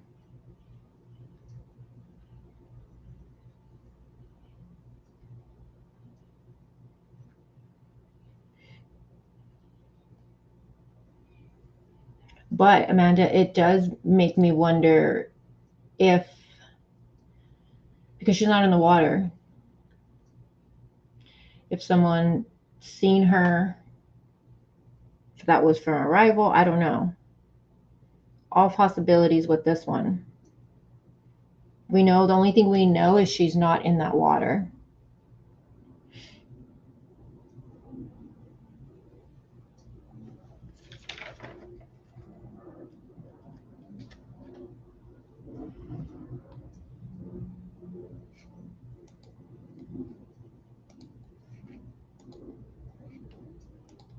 Hold on, let me put the link if anybody wants to. I've never done this before. Hold on. If anyone wants to come up and chat with me, there's the link. You guys can come up. Give your thoughts on this case if you like. It is there.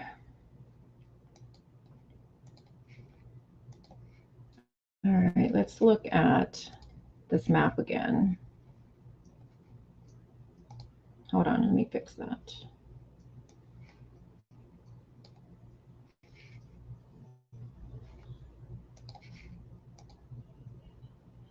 All right, let me make that a little bigger. Hold on. Hold on. Is that really you, Amanda, or is that somebody else? I just want to make sure. Put yes in chat, Amanda. Okay. Like I'm supposed to recognize your hand. Oh, you could take it off. All right. We can hear you. What are your thoughts? Are you surprised?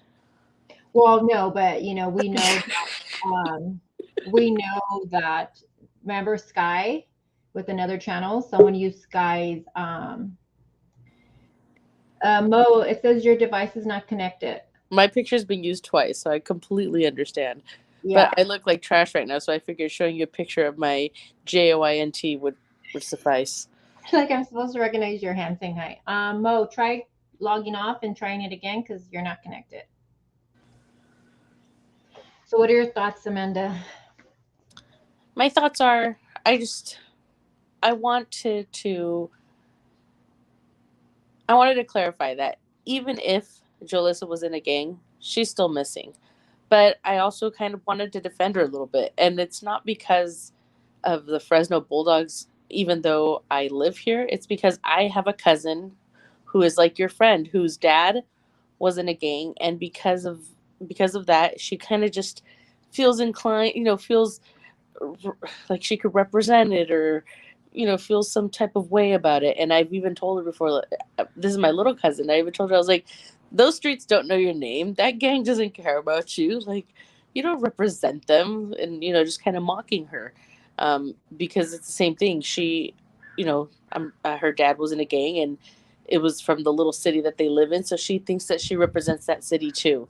And that's just kind of, it's a weird Latino thing, and there's just no explaining. It's like representing and having pride for where you're from. And Yeah, I totally. I mean, I have, like I said, I have family members. My boyfriend has family members. It's the same thing. I don't know how to explain it either. I know some people are like, okay, like it's just, I don't know how to. It's like I guess what they're used to seeing. Maybe I don't know. and Amber brought up a very good point. She said, if she was in a gang, that means she could have been initiated and such. But I also wanted to let everybody know that the Fresno Bulldogs is the most unorganized gang of all the gangs that there is. And this is a true fact. There's a Gangland episode on it. Fresno Bulldogs are just, they are their own kind. They don't charge tariffs. They don't have any organization. And as I was saying in the comment section, if, for example, the city that she drove through, Sanger, and this is just because I know from somebody who lived there, if there's a street JKLMN, there is every street is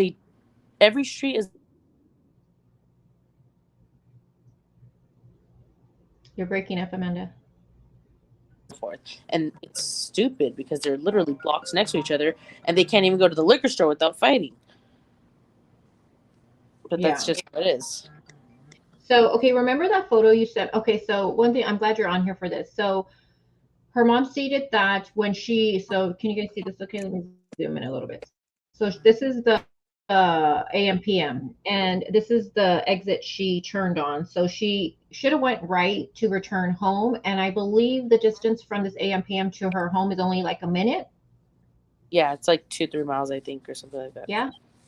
Yeah, her Okay. sister said it So was it really was close. real close. She went right, but she turned left. Now her mom said that she didn't get far on this street, right? Because a lady who lives there let them come in and look at their surveillance, and it didn't show Jolissa passing by at all, correct? Right. And I sent you the location. Did you end up seeing how far it was? Yeah. Yeah, it wasn't even far actually, if it is the right house, but I want to show you what house I have. Hold on. Let me get my little man on there. So the reason I could feel like I could explain this away is Selma, Fresno, they're all very grid. That means like all the streets are very squared, as opposed to in other cities where not everything is grid style and some streets can be askewed.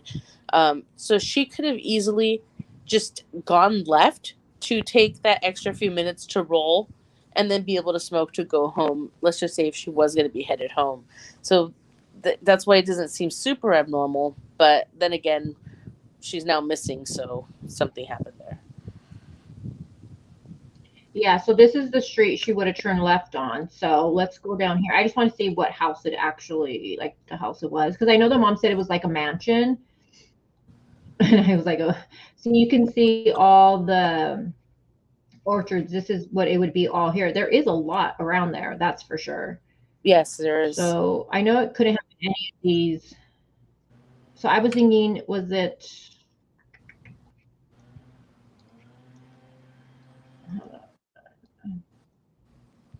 Would have been this one? Let me see. Let me look at the photo you sent me. Hold on. Because I think the distance would only been like a minute if it would have been that one. I could only tell you if I see the house next to it on the right, or the property to the right. On the right?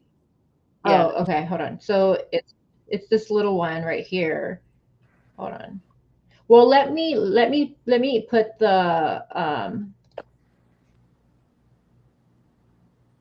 let me put the address one that you sent me, that you said it wasn't that one, remember? Right. That's the one I'm talking Okay. about. I only know if I see that house. Okay, hold on. Hold on. Open Mind says doing that can get you in trouble. What was that, Open Minds? East Nebraska. Yeah, it's this one. All right. Um, So I got to ask the sister, I don't know if you heard yesterday, I got to ask her how we found out Joe Lissa went home. So I was thinking maybe she got caught on a Ring camera. You know, everybody has a Ring at their front door these days. So I expected like maybe she went in and then they saw her walk out with the bag. That's how they knew what she grabbed. But she yeah. was saying that she was on the FaceTime Messenger call with her brother. And previously I had thought she had called the brother as she was leaving the party. And maybe Yeah. she did. Maybe she was leaving the party, talked to him all the way until she got home. Maybe that's why it was said like that. But now we know that Jolissa was seen grabbing her stuff uh, from her home on camera. So that's kind of how they know she didn't grab clothes and whatnot. And then I also asked Irene what if anything was missing from her room, if anything at all. And she said the only thing missing from her room is Jolissa. Okay. Okay. So Irene is her sister. So yeah, I heard that too, that she actually FaceTimed her brother, and they always did. It seemed like Jalissa and her brothers and sisters always did FaceTime through Facebook. Like that's how they communicated, it seems like all the time, right? Right. Mostly, at least. So from the time she leaves the party about a little like after 3, and then at 3:30, maybe that's when the call actually ended, or like Amanda just stated, she could have called her brother when she took off, and then it ended at 3:30. But it's FaceTime that she does have with her brother. So her brother does see her, sees that she is at home, and then she tells her brother, what? I'm going to the store. I'll be right back. Yeah. Okay. And that she told her brother because he wasn't there, and she's like, where are you? And he was at a Denny's, correct? He was having I was gonna say breakfast, but I guess he was having something between breakfast and dinner at Denny's in Fresno. So he was Okay. out of the city. Okay. So this is not the address that she so let's go right here. This is the one you sent me. So oops, sorry. Nope, sorry. hold on, guys. All right, so it was the one next to it, Amanda? Yeah, the one next to it to the left. Okay. So it So couldn't now have we been also this one. No way. what, the mansion? It has to be. This is going to be considered the mansion. That's it. I'm That's the mansion. assuming. Yeah. Is that the same house you were showing earlier? It is, huh? Okay. Yeah. It Yeah. is.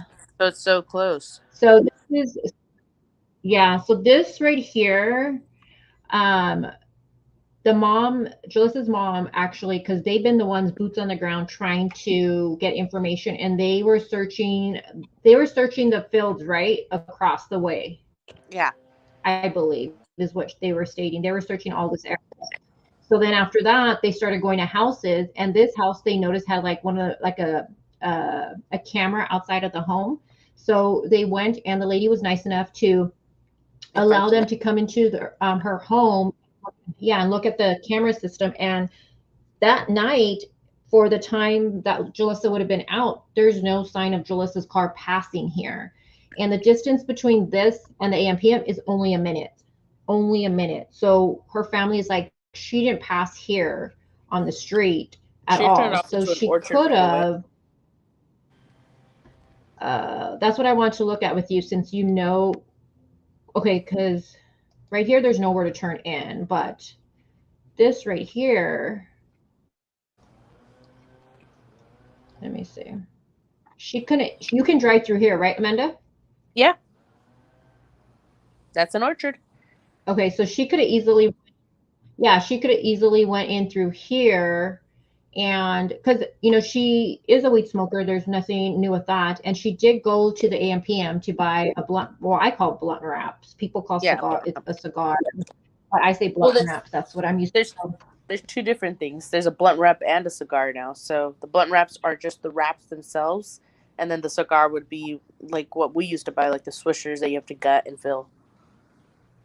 Yeah, so she could have bought, well, she did buy one of those. And so I'm just thinking, you know, and her sister does say she likes to just drive around, you know, and just, you know, smoke. So I'm thinking she probably just pulled over, maybe rolled it up and just and smoked, you know.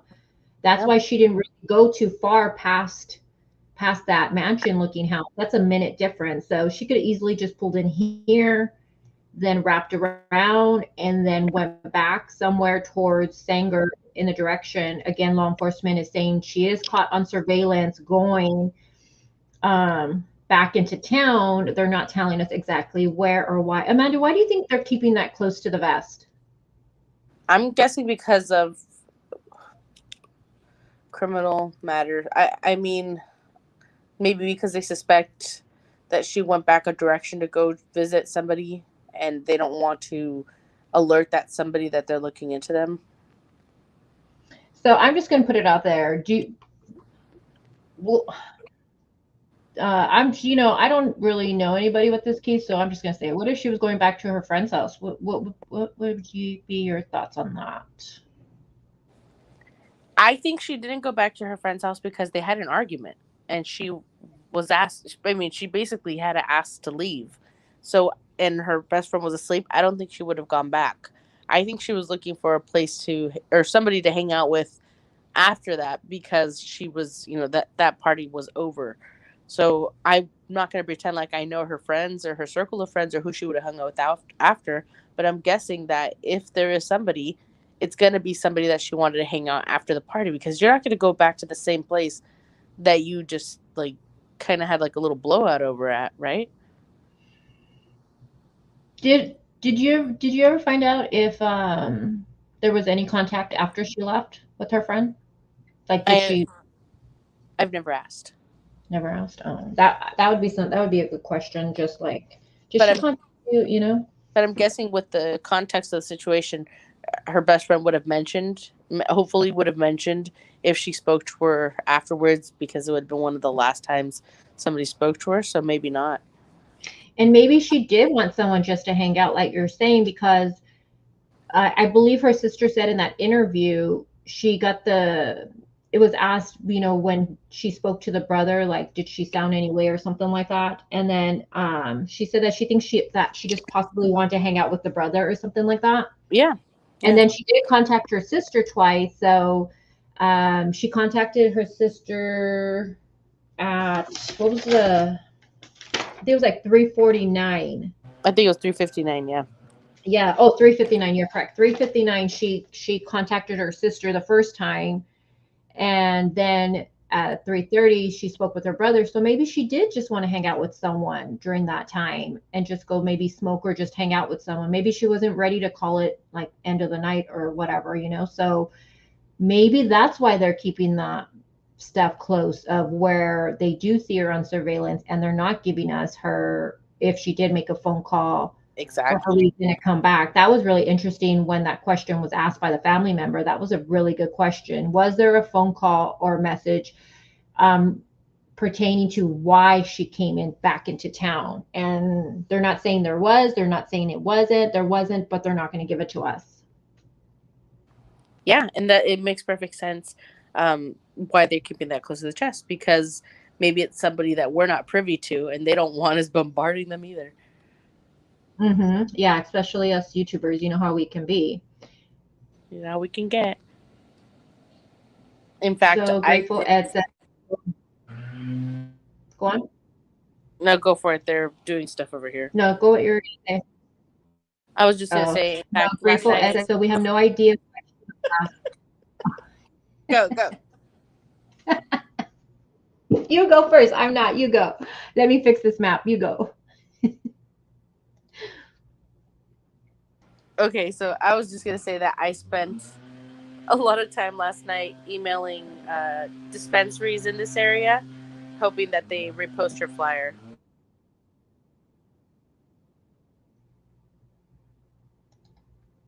Yeah, I hope so too. Grateful Ed says, so we have no idea where she was last. Where did the cell phone ping last? Either the cops know everything or nothing. Yeah, so again, they released this footage to us, and we'll look at it again right now, but we have this footage of her arriving to this AM/PM. And this AM/PM from where she lives is just down the street. It's not far. And she did tell her brother that she was just going to the store and she'd be right back. So her stating that to her brother, honestly, I know some people thought, well, what if she just split? I don't think she just split. I really don't think she just split. Why tell your brother, oh, I will be right back? Like, I don't know. And then also, if she was going to do anything to herself, I just think, why would you take the time to call your brother and be like, oh, I will be right back? But yet you're going to go hurt yourself. So I just, those two things, I'm not seeing it, but this would be, again, the surveillance they show us would be at this AM/PM right here. So either they're not releasing where the other surveillance is at, and they're not releasing the time or any of that information. One thing Irene said was that her brother used to have her on location, but he once started going somewhere. Oh my God, let me go inside. But he once started going somewhere, and he said, hey, why are you going there? And she took him off. Maybe she just didn't want to tell him where she was going. Oh, yeah. Yeah. So maybe she just doesn't want them to be knowing every little place she goes to. I mean, I wouldn't want my brother knowing everywhere I go either at 22. Like, no. So Kelly says she was probably pissed, couldn't sleep, and wanted someone to vent to. Yeah, I think that's a real possibility. I mean, she just got into a little, the argument itself, we weren't there. We're only taking in what people are telling us. I mean, Julie, I guess, I see her sister also saying it wasn't an argument. It was kind of just like, I don't know, a little tiff, I guess. But she could have been pissed and she couldn't sleep and just wanted someone to talk to about it. Yeah, I've left somebody's house late, and then instead of going home, just like driven around because I was so upset. And then also her friend, only a year ago this month, his life was taken, murdered. So, I mean, she could have just had a lot of emotions and just wanted to talk to someone at that time. You know what I mean? Yeah, I mean, completely understand. I would understand why. And a year is so short a time. Yeah. And it was this month, right? I think her sister said a year yesterday. See, so I mean, and they were really good friends, right? Best friends, like hung out every day. Best friends.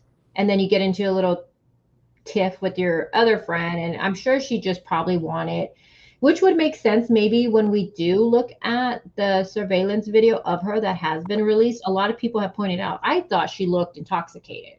That's what I initially thought. But I know a lot of people think, you know, that she looked upset probably, and that's why she opens the door the way she does. That's why she slams the door the way she does. I Maybe would she was understand upset. I would understand saying she looked tipsy because of the way she's like kind of like freely walking, kind of like I don't know how to say, like um she's loose, like she Like, just seems to me, it looks like she has like a little sway like, going. You know what I yeah, a mean? sway. But the way I see her open the door makes me feel like she's upset. So she does have a sway even, before getting to the door, that I could see why people are saying that. I see it myself.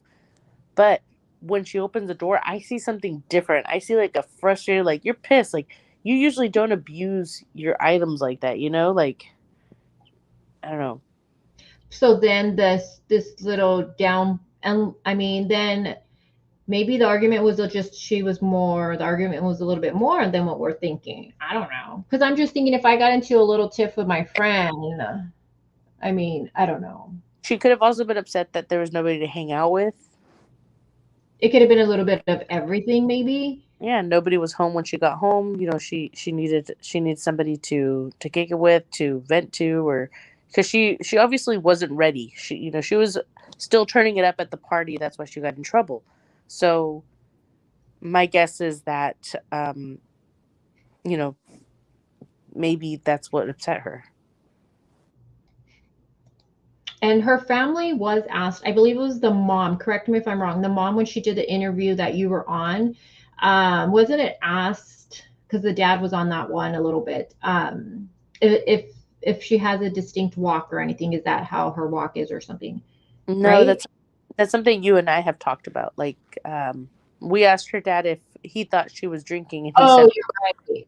he said the way she was walking, he didn't think she was drinking. And then I said to you, well, what if that's just the way she walks? Like, Yeah. I myself, I'm a chubby girl, right? I'm about Jalissa's height, and I walk around like a freaking fairy, thinking that I'm like a chubby little whimsical fairy, clumsy. Like I I walk kind of I carelessly. walk careless. Ooh, it's echoing. So you can see right here her getting out. And this is something I've asked, I don't know how many times. Did she really stand there that long, or did they freeze it before they released it? I think they froze it because they're recording the person playing it. He probably just paused it and then unpaused it, and they released this recording. Yeah, and it looks like she just sees maybe if she has her wallet, or if make someone said a comment after I did this live. They're like, "Oh, it looks like she possibly made sure she locked the car. Maybe we know she had her little bag. She doesn't have it here, so it's in the car. So maybe she just like checked, like, oh shit, did I lock it? You know what I mean? Yeah. See how she opens it? She like swings it open. And the reason I could believe there was nobody in the car with her right there is because when someone's in the car and you get back in, you look at them as you're getting in, you're talking to them. Yeah. So see how she has that little sway? Yeah. Yeah. Flag.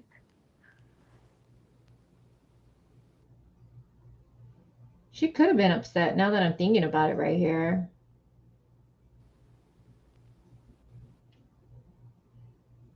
She turned on a car right away. She was ready to go. Yeah. So what do you think now, Amanda, that she wasn't found in the water? What are you thinking? Somebody asked if there are cliffs on the way over there, and I'm thinking if this wasn't some type of abduction, runaway, it could be something to that effect of maybe she got into a wreck, headed up that way.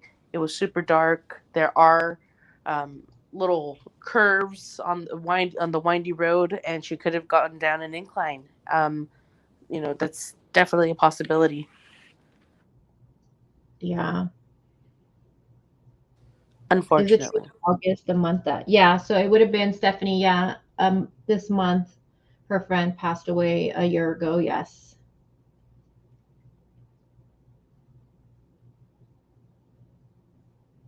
Maybe you could answer this one from I Call BS. So the motel was called the Ari. I'm not sure what she was talking about.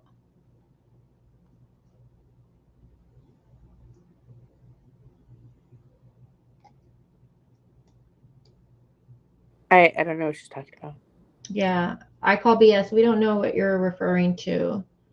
Did she work at a restaurant bar? She did work. She worked a lot. She worked 6 days a week, you guys. And on that Sunday that she went to her friends' family's get together was her day off. She worked with a family member, no? Yes, she worked with a family member. She worked at a packing house, but I guess Okay. she did the stickers for the boxes, so she didn't necessarily pack. And I guess Okay. she got to boss all the boys around. I bet she liked that. Who doesn't? Right? Why was she up all night? Well, she just left her friend's party, well, gathering. So she left there around 3 and she had this little tiff with her friend. She went to go smoke. And I think she just wanted to hang out. She probably had a lot going on in her mind at that moment and just wanted, to smoke and talk to someone, probably. It seems like to me, based off of what we're learning. She liked to turn up. Nothing wrong with that. I mean, the only reason I don't smoke is because I don't like that burning sensation in my throat. Whatever. Like the alcohol doesn't give that to you. It doesn't. Oh, you mean from shots? It goes away. Let's see. When getting in the car, Boo says, when getting in the car, is she putting her phone up to her ear or brushing her hair back? Okay, so are you talking about? I think you mean when she's walking out, right? Or are you talking about when she's walking out or when she's literally getting into the car, Boo?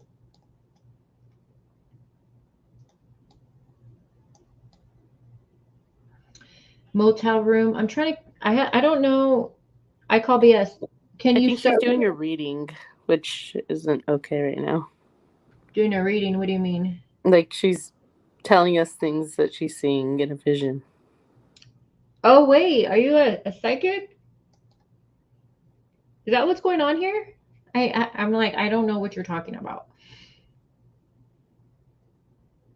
After she opens the car door, watch her right hand when she goes up towards her face. After she opens, so when she first gets there or leaving. Okay, let me see.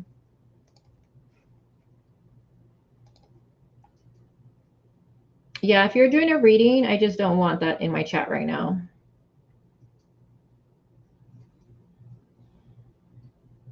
I think, you're talking about right here, right, Boo? Let me slow this down. Hold on. Let's start back a little bit.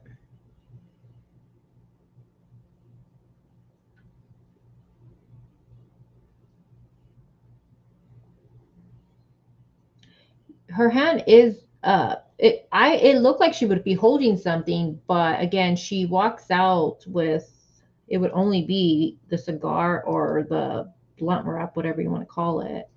I don't see her phone. Hold on, let's see. Let's see when she first walks out of there. Maybe she left her phone in the car, and that's why she's like, but she realizes, she looks like she touches her pockets right here. And she looks back in there for a reason. So Maybe maybe she she, was like, "Where's my phone?" Oh, okay, I see it. And that's yeah. it.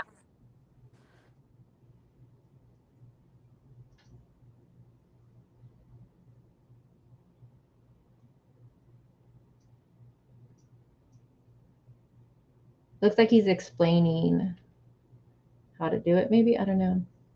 And this is only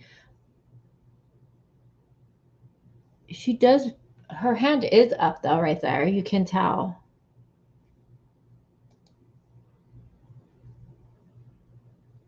Huh. I don't know. What do you guys think? Wow. Yeah, I know. Yeah. You want to you handle that, Amanda. I can't even. I can't. I'm in StreamYard.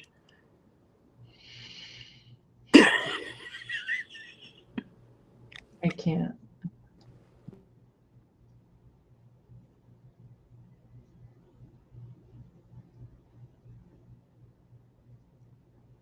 And it looked like she put her hand up right there. I don't know. We all talked about that last time too. It does look like her hand is up. It looks now. It does look, but wait, it does look like if you have your I don't know. I wonder if when you can see the reflection Right in the here. window. No, like when she's at the register, because there's another video, there's another version where you can see the more of the window. I wonder if you could tell if she has her phone in that one. So there's another one that's not the one we're showing here. Any of them? There is Just yet I another one where you can see way more of the window behind her. Because people were speculating early on that there was somebody standing outside before we knew that the aunt had watched surveillance. Oh, when she's leaving, right? No, when she's standing right there at the cashier, people had Oh. thought that they had seen somebody outside of the window. But then we later found out they watched surveillance, so there was nobody there. So what it meant was we were watching the reflection on that glass right there. And I'm saying maybe if we see that one with the better reflection, maybe we can see if she has her phone in her hand. Oh, we'll have to look at that one. But right here, I think she does have her phone in her hand. I think you can see it right there. Oh, wait.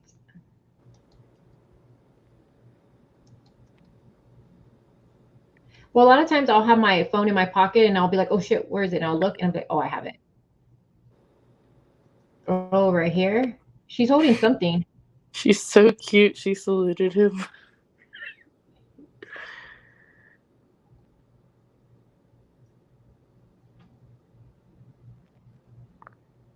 She's like, all right, Chief, good night. I know. Did she salute him? She saluted him. Okay, she does have something right there. That looks like a phone. Mm-hmm. It's just flat, so you couldn't see it. There, right there, you saw it.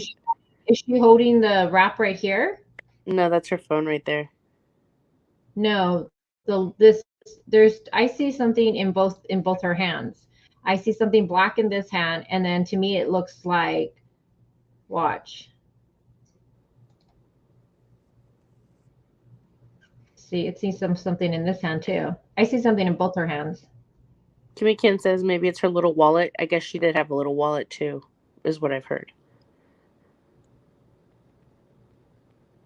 Huh. So right here, her hand is up though. I think we can agree. You can see right here. Yeah. Maybe she was starting to call someone. Because okay, so this was at she leaves here at 4:06, right? Do you think she's using the car right there? Like she's leaning up against the car? What do you mean? When she has her hand up. Hold on.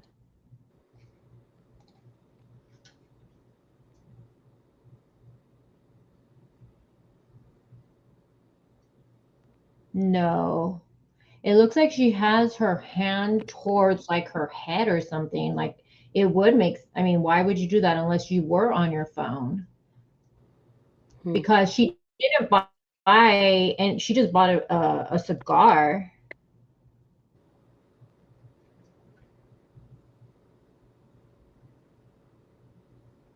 I've totally been on the phone before, like going to the store and stuff, and just been walking around like if I wasn't on it, but I was, you know?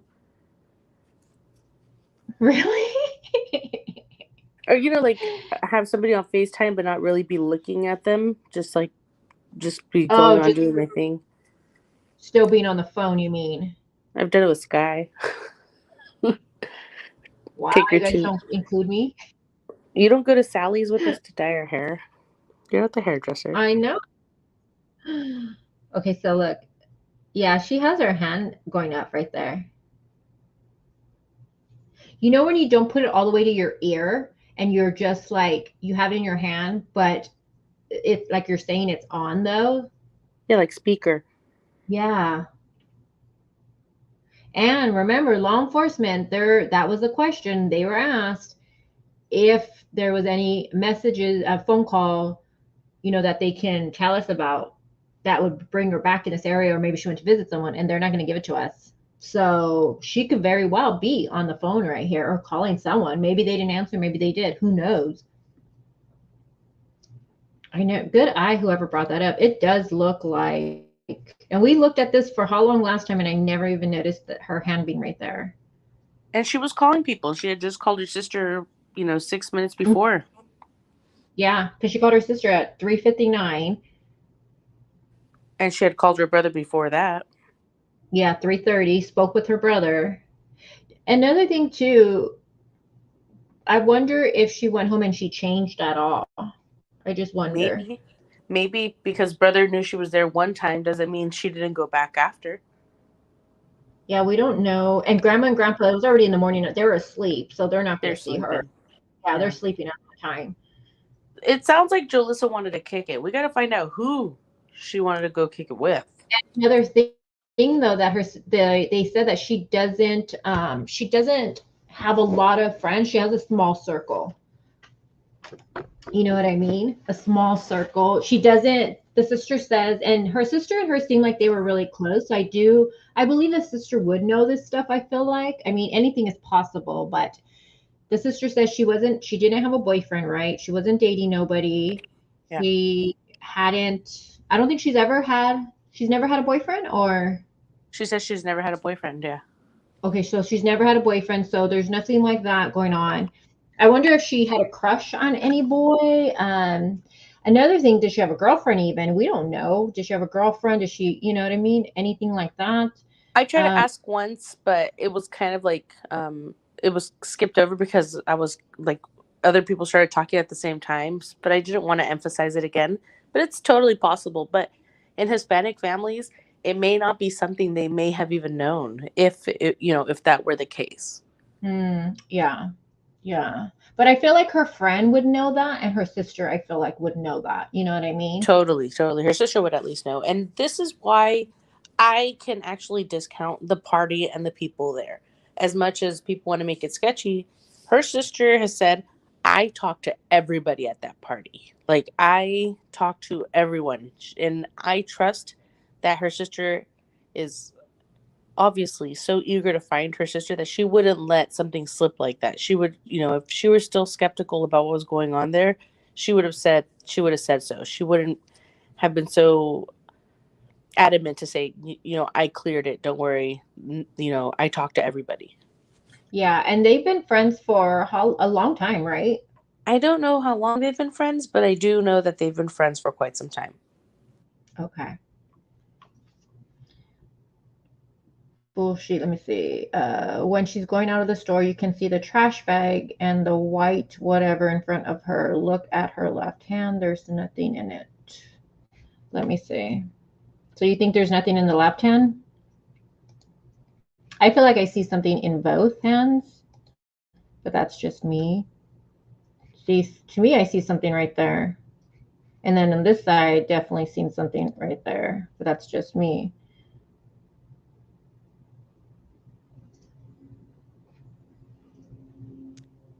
What's your theory, Crazy? Hold on, I want to look at her hands real quick. But then she's. So do you see something in her right hand? Mm-hmm. I feel like I see something in both hands, but I don't know. With this one, I don't know. I think because I'm still trying to. I feel like I know it, but I'm still trying to get all the sleuthing done with it. But since honestly, when I first heard about this case and everything, I did think that possibly, even though her family were like adamant, no way, she's not in the water, and they never believed she was in the water. I thought possibly You know, her friend, it was the month her friend passed. She had an argument with one friend. I was thinking she might have just been in her feelings. I don't know. And I mean, they said she didn't suffer from any depression, no mental illness, nothing like that, they said. But I also know that with a lot of cases, we just never know what someone is actually going through. And sometimes people will take their own lives, and then people are like, well, we never seen that coming. So I honestly thought possibly she would have been in the water. But now that we know she's not, I I think maybe an accident might have happened and she just hasn't been found because of the way that area is so huge and the terrain. Or I don't know. The foul play thing, I don't know. The area too, I don't know. I don't know. I'm not seeing the foul play part so far for me. I think possibly there might have been an accident and she just hasn't been found quite yet. Hey, Teresa. And yeah, they say, check on your happy friends. Yeah, and I agree. Most people never show depression. That's the thing. And some people are really good with, putting a smile on for everyone. So we just don't know. But her family says no depression, no mental illness. But I kind of feel like maybe possibly she got in an accident somewhere around there. But then why would the phone be off? One thing I want to see if maybe I could ask and get some answers on is do you think she changed when she went home? Because Yeah. at first I thought, you know, I don't want to say like what an awkward outfit, but like I was like, that's what she wore. Like okay, that's what she wore out. Like, is this what she dresses like? And then I've seen other pictures of her, and I thought to myself, that's not really what she dressed like. How she's dressed in the surveillance. Now that I'm thinking You're about it, maybe her jammies. you're right, Amanda. Think of all the photos that we've looked at that you've shown me. She is dressed way different than this. This is like a white beater, freaking her chanclas. And I maybe don't boxers. think, yeah, I don't think this is my opinion based off the photos you've sent me when she's out. I don't think this would be what she wore to that party. This looks like her jammies. Mm-hmm. Maybe Yeah, she was gonna be right back, or she but planned on it. maybe that's why I want to know too. Did she change? Because if you're changing and you're putting your going to sleep almost clothes on, you're not gonna go run away like that. You're not going to. I just don't see her taking her own life and making those phone calls to her brother saying, I'll be right back, and you change into your pajamas. I don't know. It makes me feel like if she did talk to someone somewhere after leaving here, and then remember, she does call her sister again. So this is 4 a.m. She's captured here leaving. And then at 5:24 and 5:25, they do have her calling her sister again on FaceTime that her sister missed those calls. And then somewhere after that, we don't know exact time, but her phone goes quiet. And do we know what time grandma made the first attempt phone call at least? After church, so I think they said like maybe like 11 a.m. But that as soon as she called, the phone was already going to voicemail. And she placed text messages first, right? Do you What was know? that? Did the grandma she placed text messages first, or was it the phone call? Do you know? To be completely honest with you, I don't know. Because the grandma said that she texted her. I know she said she texted her and she didn't respond, and You're right. that's not like Jalissa not to respond to her. You're right. She said, Jalissa, where are you? Yeah, so by that time, I'm already thinking by the first attempt, grandma reached out to her and there was no phone call or text return. I think her phone by then would have been off, and I'd be interested to know exactly what time that was because her phone was on at least at 5:24 and 5:25, where she FaceTimed her sister, and we don't know where she was literally at that point. We're assuming it was the Avocado and Pine Flat, right? Yeah, because law enforcement has a ping there. They don't. Law enforcement ever did they ever really say that that would have been the last? Yeah, they did. That would have been the last known location. And speaking with the family, that's why they searched there. It was, from my understanding, it was an emergency ping, which means your phone's already off when they do it, and that's just where the last ping was. So that would be the last location of her phone. Of her phone, yes. Not so much her, but of her phone. So I heard this theory the other day, and I didn't necessarily pay too much attention to it, so I don't remember who said it. Because I wish I could have given them credit, and I kind of have to jump off right after I say this, so you'll have to speculate it on your own. But have you ever heard of like maybe could have been police involvement, like some type of police foul play? Because before Jolissa turned into the gas station, there was a cop there. Oh. And instead of turning directly into the gas station, she made a U-turn. She passed it and made a U-turn after the cop left.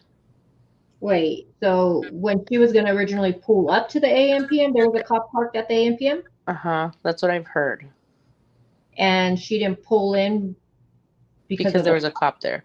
But there's also a 76 there, so it makes you wonder if maybe the 76 was closed, or I've honestly lived somewhere where I had a gas station on both sides, but I preferred one over the other. Like, truly. But that's what I've heard, that she made a U-turn after the cop left.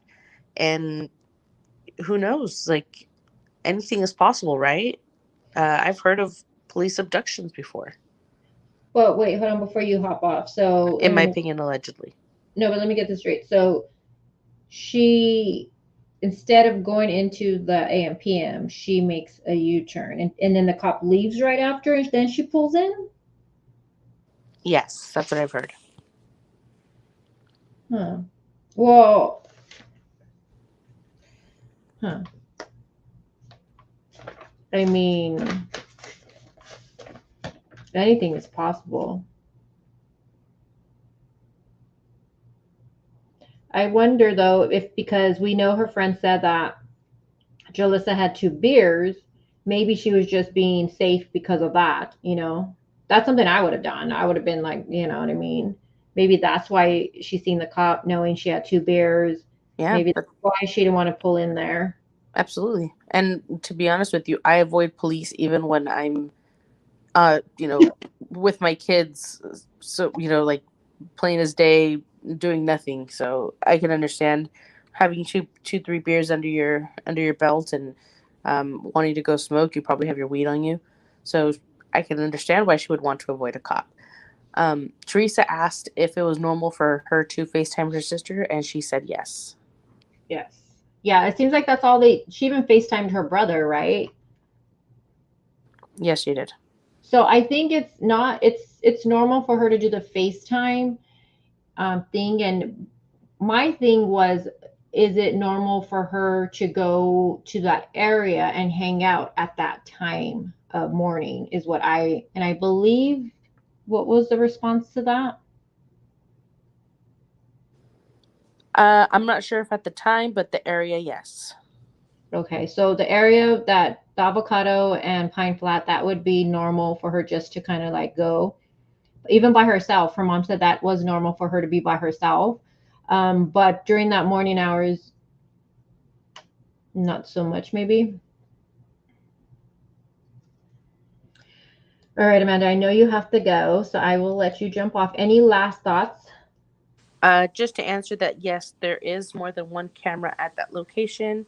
And then if you want to help, look for Jalissa. Just repost anything. If you have a social media anywhere, just to help, just repost it. Even if you're, across the country, everything is also remote now. So if you have a question for somewhere nearby that you have thought of, you could call yourself, even if you're in a different state. There's plenty of ways to help out. And thank you for listening. And I gotta go. Bye, guys. Bye. Bye, Amanda.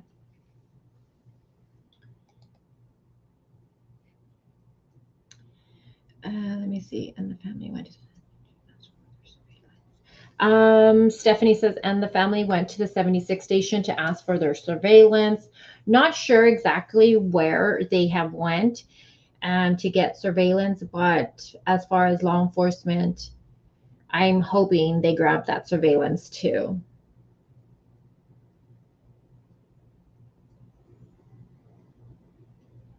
But the way I'm taking this case right now, it seems like I don't think for sure. I know there's different theories, but I just don't think she was planning on taking her own life. I just don't see it. And I just don't think that she was planning on running away based off of the photos I've seen of her being dressed and out. Now that I think about it, this does look like she was just ready to just go maybe smoke and then go home. So with that, you guys, I am going to wrap it up because I have been on here for 2.5 hours already. We will continue discussing this case. There's other stuff I really want to look at and kind of just theorize. And just again, you guys know how I run things here. This is a true crime channel, discussion channel. So we discuss everything. And even though some things might make us feel a little uncomfortable, we might not, we're like, okay, I don't know, but we just talk about everything. We're not accusing anybody of anything. We're just trying to figure out what happened to her. I do want to take a closer look at the map with you guys on the next one. And also there are people that are starting to record and upload on the group I'm seeing of the actual area. And I think that will be really helpful for us to see the actual area because it is the terrain. Like he even stated, law enforcement, it's really a dangerous terrain out there. So could she just have gotten an accident? She just hasn't been seen yet. But it has been 22 days now that there is no digital data from her, nothing. And that's a long time for a 22-year-old to be silent. So is it foul play? I don't know. Watching this again with you guys point out things that I didn't even think about that with. It looks like her hand is up when she's getting into the vehicle. It looks like that. So was she placing a call right there? Did she meet up with somebody that we don't know? Did she go hang out with somebody? I don't know. So again, thank you guys for being here. This is a case we're covering. We're still covering Kylie's case. And because I have lots of questions with that, the next live stream will probably be on that case. There are some stuff I want to look at with you guys and just kind of discuss more of all of that. And yeah, so thank you guys for being here with me. And I just want to make sure that we are sharing this to spread awareness. Ask your favorite YouTuber if they can make a video on this or share her flyer. I'm going to go on Twitter and go on Brian Enton's page and just ask if he can do a story on this. Maybe he could be boots on the ground like he does for the other cases, and he can actually take us to this location so we can actually see it all. Maybe we can get him to start talking about it. WFLA. I know WFLA covered Gabby's case more because I believe they're stationed out there, so it's a little different. I believe I'm correct. But it would be great if WFLA can really start covering this case. So I will also on there, when they go live or they, you guys can easily go on there and just ask them if they can cover this case. Trust me, if they get a lot of people making this comment to them, can you cover Julissa Fuentes case? Can you look into it? They're going to take note to that. And I believe WFLA has one day or night where they ask people what case they want to cover or something like that. I believe it's them. I could be wrong, but let's do what we do best, and that's getting awareness. So again, don't be scared to reach out to them and ask them to cover this case. So with that being said, I'm going to wrap it up, and I want to thank you guys for being here with me, to my mods and everyone who participates in chat, all the people that watch this from afar or just listen. Thank you so much. And if you're new here and this is the first live stream you have watched of mine, well, thank you for just choosing this video. If you could just like, and if you liked it, maybe subscribe, up to you. And yeah, so let's continue spreading awareness with this case, and hopefully the family gets some answers, because 22 days not knowing where your child is, I can't even imagine what they are going through. So with that being said, Thank you guys again, and I'll talk to you guys on the next one. Bye, guys.